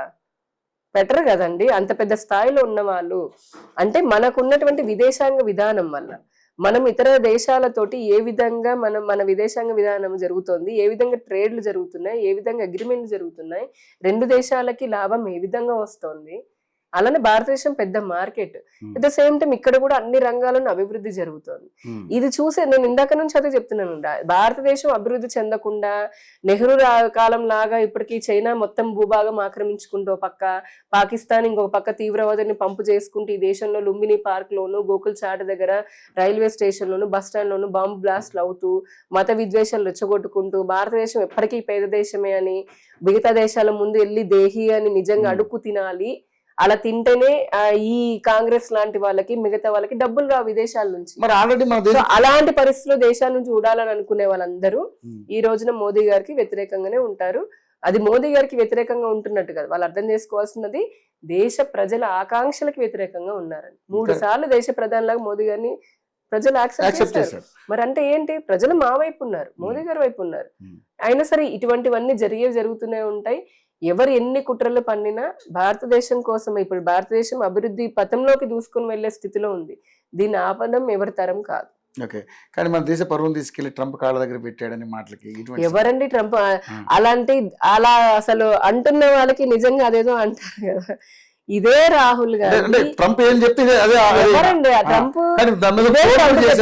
ట్రంప్ ఇట్లా పట్టుకుని ఒక కోతిని అక్కడ పెట్టి మోడీని కోతిని ఆడించినట్టు ఆడిస్తున్నాడు ట్రంప్ అనేది కూడా ట్రోల్ చేస్తా ఉన్నారు. పచ్చకామర్లు వచ్చినోడికి లోకమంతా పచ్చగానే కనిపిస్తుందని ఈ రోజున మొన్న G7 G20లో కూడా మీరు చూస్తే మోదీ గారు ఇలా నించుని ఉంటే అప్పటికే కూర్చున్న ట్రంప్ ఆయన లేచి మోదీ గారికి కుర్చీ ఇచ్చాడు. ఉదాహరణకు చెప్తున్నాను. అలాగే G20లో ఉన్నటువంటి ప్రతి ఒక్కరు కూడా అక్కడ ఉన్న దేశాధినేతలు సెల్ఫీల కోసం ఎగబడతారు మోదీ గారికి. మీరు చూసారా వీడియో? సెల్ఫీలు, ఏది దేశాధ్యక్షులు సెల్ఫీల కోసం ఎగబడుతున్నారు. ఇక అంటే ఆయన వ్యక్తిగతంగా వచ్చిన స్టేజ్ ఎందుకు వస్తుందనంటే ఇంత పెద్ద డెమోక్రటిక్ దేశానికి ఆయన నాయకుడు, ఈ దేశాన్ని ముందుకు తీసుకొని వెళ్తున్నాడు అని చెప్పనని నాకు చూడండి గూస్ బంప్స్ వస్తున్నాయి తెలుసుకుంటే. అంటే ఇది మోదీ గారికి అవార్డు వచ్చిందనంటే అది మోదీ గారికి ఇండివిజువల్ గా వచ్చినట్టు కాదండి. ఎందుకంటే మోదీ గారి కుటుంబమే ప్రజలు, మనందరం కూడా ఈ దేశంలో ఉన్న 145 కోట్ల మందికి వచ్చినట్టు. నేను 40 దేశాలు తిరిగాను, ఎన్నో సార్లు తిరిగాను. మొట్టమొదటిసారి నేను అమెరికాలో 2005లో వెళ్ళాను. వెళ్ళినప్పుడు ఒక కార్ ఎక్కాను, క్యాబ్ ఎక్కాను. అక్కడ వాళ్ళు బ్లాక్స్ అంటే డ్రైవర్ వాళ్ళుండి వేర్ ఆర్ యూ ఫ్రమ్ అంటే నేను ఐఎమ్ ఫ్రమ్ ఇండియా అని చెప్పాను. అంటే ఓ మేము NGC-లో చూసాం, నేషనల్ జియోగ్రఫిక్ ఛానల్స్ లా ఉంటాయి కదా, అక్కడ చూసి ఆ ఇండియా అంటే only forest and animals, elephants ఉంటాయా అనే పరిస్థితి, మీ దగ్గర ఎప్పుడు ఫుడ్ ఉండదంట కదా అని చెప్పని వచ్చిరని భాష అడుగుతా ఉంది అప్పట్లో మెక్సికన్ తను. నేను అన్నాను కాదు మా దగ్గర డెవలప్మెంట్ ఉందని. అంటే మనం చెప్పుకోవాల్సి వచ్చింది, నేను ఇండియా అంటే వాళ్ళకి ఒక పేద దేశము, వీళ్ళంతా పనికి మాలని నిజంగా వాళ్ళు అనే అంటే అప్పటికి కొంత స్థిరపడిన అమెరికాలో స్థిరపడిన ఇండియన్స్ ఉన్నారు, వాళ్ళ గురించి మాట్లాడట్లే ఇక్కడ ఉన్నటువంటి ఆ స్థితిలో ఇందాక చెప్పాను కదా, అట్లా కాంగ్రెస్ పెట్టింది. ఈ రోజున మీరు అంటే ప్రపంచంలో ఏ మూలకైనా వెళ్ళండి, మోదీ అంటే ఇండియా అని వాళ్ళు అంటున్నారు, ఇండియా అంటే మోదీ అని అంటున్నారు. ఇది ఒక భారతీయుల నాకు గర్వకారణం, మనందరికీ గర్వకారణం. అదే ఆయన చేస్తున్న కష్టపడుతున్నటువంటి 24 గంటలు కష్టపడుతున్నాడు కదా. ఇలాగ భూభాగాన్ని కాంగ్రెస్ లాగా అప్పచెప్పట్లేదు చైనాకి. గ్రేట్ నికోబార్ ప్రాజెక్ట్ కట్టి చైనాకి చెక్ పెడుతున్నారు అక్కడ. ఇది మలక్కా ప్రాజెక్ట్ ద్వారా గ్రేట్ నికోబార్ దగ్గర చెక్ పెడుతున్నారు. అది మంట చైనాకి. అందుకనే ఫండింగ్ ఇచ్చే చైనా తోకలు ఉన్నటువంటి వీళ్ళందరూ కూడా చైనా తోకలే. ప్రకాష్ రాజు, సోనం వాంగ్చుక్, ఇక్కడ వీళ్ళందరూ కమ్యూనిస్ట్ అని చెప్పుకునే వాళ్ళందరూ చైనా తోకలే. చైనా ముద్ద అంటారు, ఈ దేశంలో పుట్టి ఇది చేదంటారు. మరి అదేం జాతో నాకు అర్థం కాదు, నిజంగా అదేం జాతో నాకు అర్థం కాదు. ఎవడైనా మనం ఉన్న ఊరిని అంటేనే మనకు కోపం వస్తుంది, చిన్నప్పటి నుంచి ఏదైనా అంటేనే. మరి వీళ్ళకి ఆ చీమునెత్తురు మరి ఎందుకు ఉండదో దానికి అర్థం కాదు. నిజంగా చెప్తున్నాను, బాధ అనిపిస్తుంది. ఇక్కడ నేను బీజేపీలా మాట్లాడట్లే, ఒక సగటు పౌరాల్లాగా మాట్లాడుతున్నా నేను.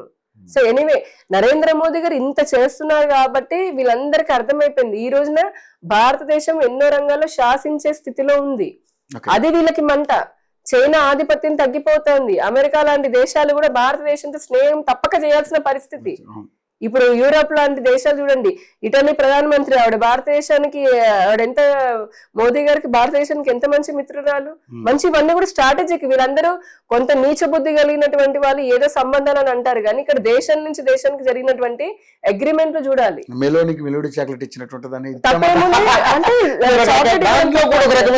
అంటే వాళ్ళ బుద్ధి అంతే, అల్పుల బుద్ధిని ఏం చేయలేం కదా. కానీ ఇప్పుడు ఆ దేశం నుంచి మనకు వస్తున్న సపోర్టు, మనకి ఆ దేశం జరుగుతున్నటువంటి లావాదేవీలు, ఒక ఇదంతా దీన్ని అర్థం చేసుకోవాలంటే ఒక విజన్ కావాలి. అది లేనటువంటి మూర్ఖులు ఎంతమంది ఏనుగు పోతున్న కుక్కలు అరుస్తున్నట్టుగానే భావిస్తాం మేము. మాకు దీంతో ఆగేది కాదు, ఆగే ప్రయాణం కాదు. ఇప్పుడు ఈ రోజు మోదీ గారు ఉన్నారు, రేపు మోదీ గారు ఉంటారు, ఎల్లుండి మోదీ గారు కాకుండా ఇంకొక బీజేపీ వాళ్ళు ఎవరు వచ్చినా మా లక్ష్యం ఒకటే ఉంటుంది. ఇక్కడ వ్యక్తి పూజ కాదు, లక్ష్యం ఒకటే. ఓకే, అదే అంటే మరి ఫస్ట్ రెండు టర్మ్లో మోడీ గారు సరే బీజేపీ మీద ఉన్నటువంటి గౌరవంతో బీజేపీ అభివృద్ధి మీద ప్రజలు పట్టం కట్టారు. మూడోసారి వచ్చేసరికి కూటమి ద్వారా రావాల్సిన పరిస్థితి వచ్చింది. అంటే మీరు 400 పార్ అన్నారు కానీ ఆ ఎత్తు పారలేదు. మరి ఈసారి ఫోర్త్ టైం అటువంటి పరిస్థితులు ఉన్నాయా, లేకపోతే యాంటీ ఇన్కంబెన్సీ ఇంకా పెరుగుతుంది కాబట్టి ఎలా ఉండబోతుంది అనుకుంటున్నారు ఫైనల్ గా? మేము చెప్పేది ఒకటి, మేము కుల మత ప్రాంతాలకు అతీతంగా ఈ భారతదేశంలో ప్రతి ఒక్క వ్యక్తి, ప్రతి ఒక్క రాష్ట్రం అభివృద్ధి చెందాలని పనిచేస్తూ ఉన్నాం. సో అన్ని రంగాలు సమగ్రంగా అభివృద్ధి చెందాలని, ఆ అభివృద్ధి కల్లారా చూస్తున్నటువంటి వాళ్ళు ఇప్పటికీ మా వైపే ఉన్నారు. వారందరి ఆశీస్సులు ఉన్నంత కాలము భారతీయ జనతా పార్టీ తిరుగుండదు. ఓకే, ఇప్పుడు ఇందాక మీరు ఒక సామాన్యురాలాగా నేను అడుగుతున్నాను, ఒక మహిళగా అడుగుతున్నాను అన్నారు. మరి 33% రిజర్వేషన్ సంబంధించి బిల్ ఎందుకు ఆపాల్సి వచ్చింది? ఇది బిల్ ఆగలేదండి. మీరు చూస్తే కనుక అబ్బా చాలా మంచి, అసలు నేను నిజంగా స్కిప్ అయ్యింది, నాకు గుర్తే రాలేదు. అందుకనే అడిగాను కదా మేడం. 3 దశాబ్దాల నుంచి పెండింగ్ లో ఉండి ఇప్పుడు మాట్లాడే వాళ్ళందరూ కూడా అసలు వాళ్ళకి అప్పట్లో పవర్లు ఉన్నాయి, చేయలేదు. ఎందుకనంటే వాళ్ళకి ఆడవాళ్ళు ఎదగడం అనేది ఇష్టం లేదు. కానీ మోదీ గారు వచ్చిన డే 1 నుంచి ఇప్పటి వరకు కూడా మీరు చూస్తే సంక్షేమ పథకాల్లో ప్రతి సంక్షేమ పథకం, ఇల్లు కానివ్వండి, జన్ధన్ కానివ్వండి, ఏ పిఎం స్వానిధి కానివ్వండి, పిఎం ముద్ర కానివ్వండి, ప్రతి దాంట్లో కూడా 70% మహిళలే యజమానులు, అంటే స్టేక్ హోల్డర్స్. ఇప్పుడు ఒక సామాన్యుడు బీజేపీ పార్టీ నాయకులు మాట్లాడట్లేదు, నేను బీజేపీ నేను అక్కడికే వస్తున్నా. ప్రతి ఇంట్లో ఈ రోజు ఇది రాసి పెట్టుకోండి ఆన్ రికార్డ్, మీరు చూపించండి. ఒకరు లేరంటే గనక నేను మళ్ళీ డిబేట్ పెట్టుకుందాం. ప్రతి ఇంట్లో ఈ రోజున బీజేపీ లబ్ధిదారుడు ఉన్నాడు, అంటే కేంద్ర ప్రభుత్వ లబ్ధిదారుడు. సామాన్యంగా నేను కూడా ఒక లబ్ధిదారునే. ఈ కేంద్ర ప్రభుత్వం, మోదీ ప్రభుత్వం వల్ల నేను లబ్ధిదారు. ఎందుకు? నేను నా 2 ఆడపిల్లల కోసం అని ప్రవేశపెట్టిన సుకన్య సమృద్ధి యోజన అనే దాంట్లో నా 2 ఆడపిల్లల తరపున నేను పోస్ట్ ఆఫీస్ లో కడితే నాకు చక్రవడ్డీ వస్తుంది. మీరు చూస్తే సంవత్సరం తిరిగేటప్పటికి ఇది అందరికి, ఇక్కడ యామిని అని కాదు, సామాన్య నిరుపేద మహిళలు కూడా, ఆడపిల్లలు ఉన్న వాళ్ళకి పథకం ఉంది. ఎన్ని కోట్ల మంది లబ్ధి పొందుతున్నారు. సో నాతో సహా ఇలా చూసుకుంటే మీరు కూడా, అంటే ప్రతి ఒక్కరు, ఇప్పుడు మీరు ప్రతి ఒక్కరు కూడా ఏదో ఒక పథకంలో లబ్ధిదారులుగానే ఉన్నారు. మామూలు 33% రిజర్వేషన్ కి వచ్చేటప్పటికి ఈ సంకల్పంతో మహిళలని అభివృద్ధిలో కూడా భాగస్వామ్యం చేయాలి, అధికారంలో భాగస్వామ్యం చేయాలని తీసుకొచ్చారు. అదే బిల్ పాస్ అయింది. కానీ ఈ డీలిమిటేషన్ ఒకటి ఉంది కదా, డీలిమిటేషన్ వల్ల ఆ ప్రాసెస్ లేట్ అయిపోతుంది. ఎందుకంటే డీలిమిటేషన్ చేయాలని అంటే దానికి ఇంకా చాలా టైం పడుతుంది అని చెప్పని అనుకుని ఈ 2029 కల్లా, అంటే ఇంకొక డీలిమిటేషన్ తో పాటు సెన్సస్ జరుగుతుంది కదా, ఇప్పుడు సెన్సస్ జరుగుతుంది మనకి. సో ఆ సెన్సస్ పూర్తయితే గానీ దాని ప్రకారం డీలిమిటేషన్ చేయడం కష్టము. దీన్ని ఈ రెండింటి మీద ముడిపడి మహిళా బిల్లు ఇంప్లిమెంట్ చేయాలంటే 2034కి వెళ్తుంది. అప్పటి వరకు ఇప్పటికీ ఇన్ని దశాబ్దాలు మహిళలు ఎదురు చూశారు. ఇంకా వీరిని ఎందుకు ఎదురు చూడడము? బిల్లు పాస్ అయిన తర్వాత కూడా ఇంకో 10 ఏళ్ళు ఎందుకు వెయిట్ చేయించాలని డీలిమిటేషన్ తో కలిపి పెట్టారు. అంటే డీలిమిటేషన్ ప్రపోజ్ చేశారు, అది కూడా చాలా జెన్యూన్ గా 50% అని చెప్పని పెట్టారు. కొన్ని దక్షిణాది రాష్ట్రాలు సరే వాళ్ళకున్న ఎజెండా ద్వారా వాళ్ళు కాదు అనుకున్నారు. కానీ ఇక్కడ ఉద్దేశం ఏంటంటే ఇప్పుడు ఉన్నటువంటి యాజ్ ఇట్ ఈస్ గా ఉన్న సీట్స్ తోటి 33% ఇస్తే గనక కేవలం 120 సీట్లే వస్తాయి మహిళలకి. అదే డీలిమిటేషన్ కనుక దాంతో అయితే 180కి పెరుగుతాయి, 170, 180కి పెరుగుతాయి. సో ఇచ్చేదేదో మంచి ఎక్కువ ఇద్దాము అన్న ఉద్దేశంతో పెట్టారు.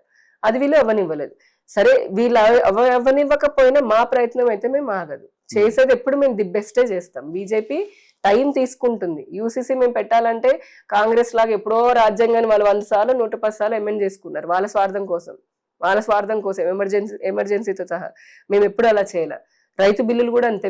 మేము ప్రజల కంటే చర్చలో పెడతాం. యూసీసీ అయినా ప్రజల్లో చర్చలో పెడతాం, సిఏఏ అయినా పెడతాం, ఇదైనా పెడతాం, ఏదైనా పెడతాం, వెయిట్ చేస్తాం. చూసి ఇంకా వీళ్ళు అప్పటికీ కూడా చేయట్లేదు అంటే ప్రజల భవిష్యత్తు మాకు ముఖ్యం కాబట్టి ప్రజలకి అందాల్సిన చోట చివరికి చూసి లేదంటే మా నిర్ణయం మేము తీసుకుంటాం. సో ఖచ్చితంగా 33% అనేది వస్తుంది, వచ్చి తీరుతుంది. అది BJP promise. Already bill pass అయిపోయింది, ఎంత తొందరగా వస్తుంది అనేది మ్యాటర్. ఈ మిగిలిన పార్టీలు అందరూ కూడా ఇక్కడ వాళ్ళు మళ్ళీ ఇంకొకసారి ఎక్స్పోజ్ అయిపోయారు. సో మహిళలని చట్టసభల్లో, శాసనసభలో అంటే అసెంబ్లీకి, పార్లమెంట్ కి తొందరగా పంపించడం ఇష్టమే లేదు ఈ మొహాలకి. ఇక మళ్ళీ వీళ్ళు మాట్లాడతారు మహిళల గురించి, మహిళలకు అన్యాయం చేస్తున్నారు కూడా మళ్ళీ వాళ్ళే మాట్లాడతారు. అలా ఉంటే దేశ రాజకీయం. ఫైనల్ లాస్ట్ గా అంటే ఆల్రెడీ మీరు అందరికి చెప్పేశారు, బట్ టీడీపీలో మంచి ఫైర్ బ్రాండ్ గా ఉన్నారు మీరు, చాలా అద్భుతంగా పనిచేశారు. ఎందుకు మరి ఆ పార్టీని వీడి మళ్ళీ బీజేపీలోకి రావాల్సి వచ్చింది? పైగా ఇప్పుడు కూటమిలో మళ్ళీ ఏదో టీడీపీతో కలిసి పనిచేస్తున్నారు. ఏంటి దీనికి ఏం చెప్తారు? కూటమిలో నేను ఇండివిజువల్ గా అయితే ఏం పని చేయట్లేదు కానీ నేను Bharatiya Janata Party national council member ని, రెండోసారి రాష్ట్ర అధికార ప్రతినిధిని. ఇది నా 8వ సంవత్సరం, దాదాపు 7వ సంవత్సరము. మండల ఇన్ఛార్జ్ స్థాయి నుంచి నేను బీజేపీలో నా ప్రస్థానం మొదలు పెట్టాను. ఏదో ఆ పార్టీ నుంచి ఈ పార్టీలోకి రాగానే నాకు మళ్ళీ సేమ్ స్పోక్స్ పర్సన్ ఆ స్థాయి ఇవ్వాల. సో 3 ఏళ్ళు మండల ఇన్ఛార్జ్ లాగా చేశాను, 2 ఏళ్ళు మహిళా మోర్చా సెక్రటరీ లాగా చేశాను, తర్వాత స్పోక్స్ పర్సన్ అయినా, తర్వాత రెండోసారి ఇప్పుడు మళ్ళీ అయ్యాను నేషనల్ కౌన్సిల్ మెంబర్ అయ్యా. అంటే ఒక్కొక్క మెట్టు ఎక్కుకుంటూ వచ్చాను. అంటే వెరీ హ్యాపీ. ఇంతకుముందు చెప్పినట్టుగా దేశ ప్రగతిలో అలానే సనాతన ధర్మ పరిరక్షణలో నేను ఒక చిన్న సమిధలాగా ఉండడం నాకు చాలా ఇష్టమైనటువంటి పని. బీజేపీలో ప్రతి కార్యకర్త ఒక పెద్ద ఫైర్ బ్రాండ్. మాకు ప్రత్యేకమైనటువంటి ఇప్పుడు నాలుగైనా ఫైర్ తగ్గింది అనుకుంటున్నారా? సో ఆ ఫైర్ ఎప్పటికీ తగ్గదు. బీజేపీలో సామాన్య కార్యకర్త లాగా కూడా మేము ఫైర్ బ్రాండ్లమే. దేశం కోసం, మేము ధర్మం కోసం, భరతమాత కోసం పనిచేస్తాము. చాలా గర్వంగా పనిచేస్తాము. ఓకే. సో కవిత గారి గురించి ఏమని చెప్పాలనుకుంటున్నారు? ఎందుకంటే ఆవిడ నిన్న బీజేపీ నుంచి వక్రీకరిస్తూ ఒక మాట మాట్లాడారు. ఇది భారతీయ జనతా పార్టీ కాదు, బ్రిటిష్ జూహిల్ పార్టీ అని మాట్లాడారు ఆవిడ. బాబోయ్, బ్రిటిషర్ల గురించి లేకపోతే కనుక బానిసత్వం గురించి ఆవిడే మాట్లాడాలి. ఆవిడే మాట్లాడే వాళ్ళ కుటుంబమే మాట్లాడాలి. రజాకారులు స్వాతంత్రం వచ్చిన తర్వాత, తెలంగాణ వచ్చిన తర్వాత తెలంగాణ ప్రజల జీవితాల్లో మార్పులు తెస్తామని చెప్పని ఈ కూతురు, ఒక కొడుకు, ఒక తండ్రి, ఒక మామ కలిసి చెప్పిన మాటలు, మాయ మాటలు, పాపం ఈ తెలంగాణ ప్రజల్ని ఎంత కాలము మోసం చేసుకుంటూ వాళ్ళు ఆడినటువంటి, దోచుకున్నటువంటి విధానము మీకు తెలియదా? ప్రజలకు తెలియదా? ఆవిడ అసలు వాళ్ళ రజాకారుల పాలన లాగా, అరాచకత్వం లాగా కదా అంటారు. ఒంటెత్తి పోగొడలకు పోయి ఆయన చేసుకున్నందుకే ప్రజలు తీసి పక్కన పెట్టారు. ఇప్పుడు ఆవిడ మళ్ళీ బీజేపీని బానిసత్వం గురించి మాట్లాడడం అనేది అసలు స్పందించాల్సినటువంటి అవసరం కూడా లేదనుకుంటున్నా. ఈ బానిసత్వంగా మాట్లాడుతుంటే ఇప్పుడు ఇన్ని దేశాలు ఇందాక మనం చెప్పుకున్నాం, ఇంత గొప్పగా ఎందుకు భారతదేశాన్ని కీర్తిస్తుంటాయి, ఎందుకు మనతో ట్రేడ్ అగ్రిమెంట్ చేసుకుంటున్నాయి, ఎందుకు ఇంత జీడిపి పెరుగుతోంది, ఎందుకు ఇంత డెవలప్మెంట్ అవుతుంది, ఎక్స్పోర్ట్స్ ఎందుకు పెరిగినాయి, డిఫెన్స్ లోను, శాటిలైట్ లోను, స్పేస్ లోను మనమే ఎందుకు ఏమంటారు ముందుకు వెళ్తున్నాము? ఇవంతా బానిసత్వం మైండ్ లోంచి వస్తుందా?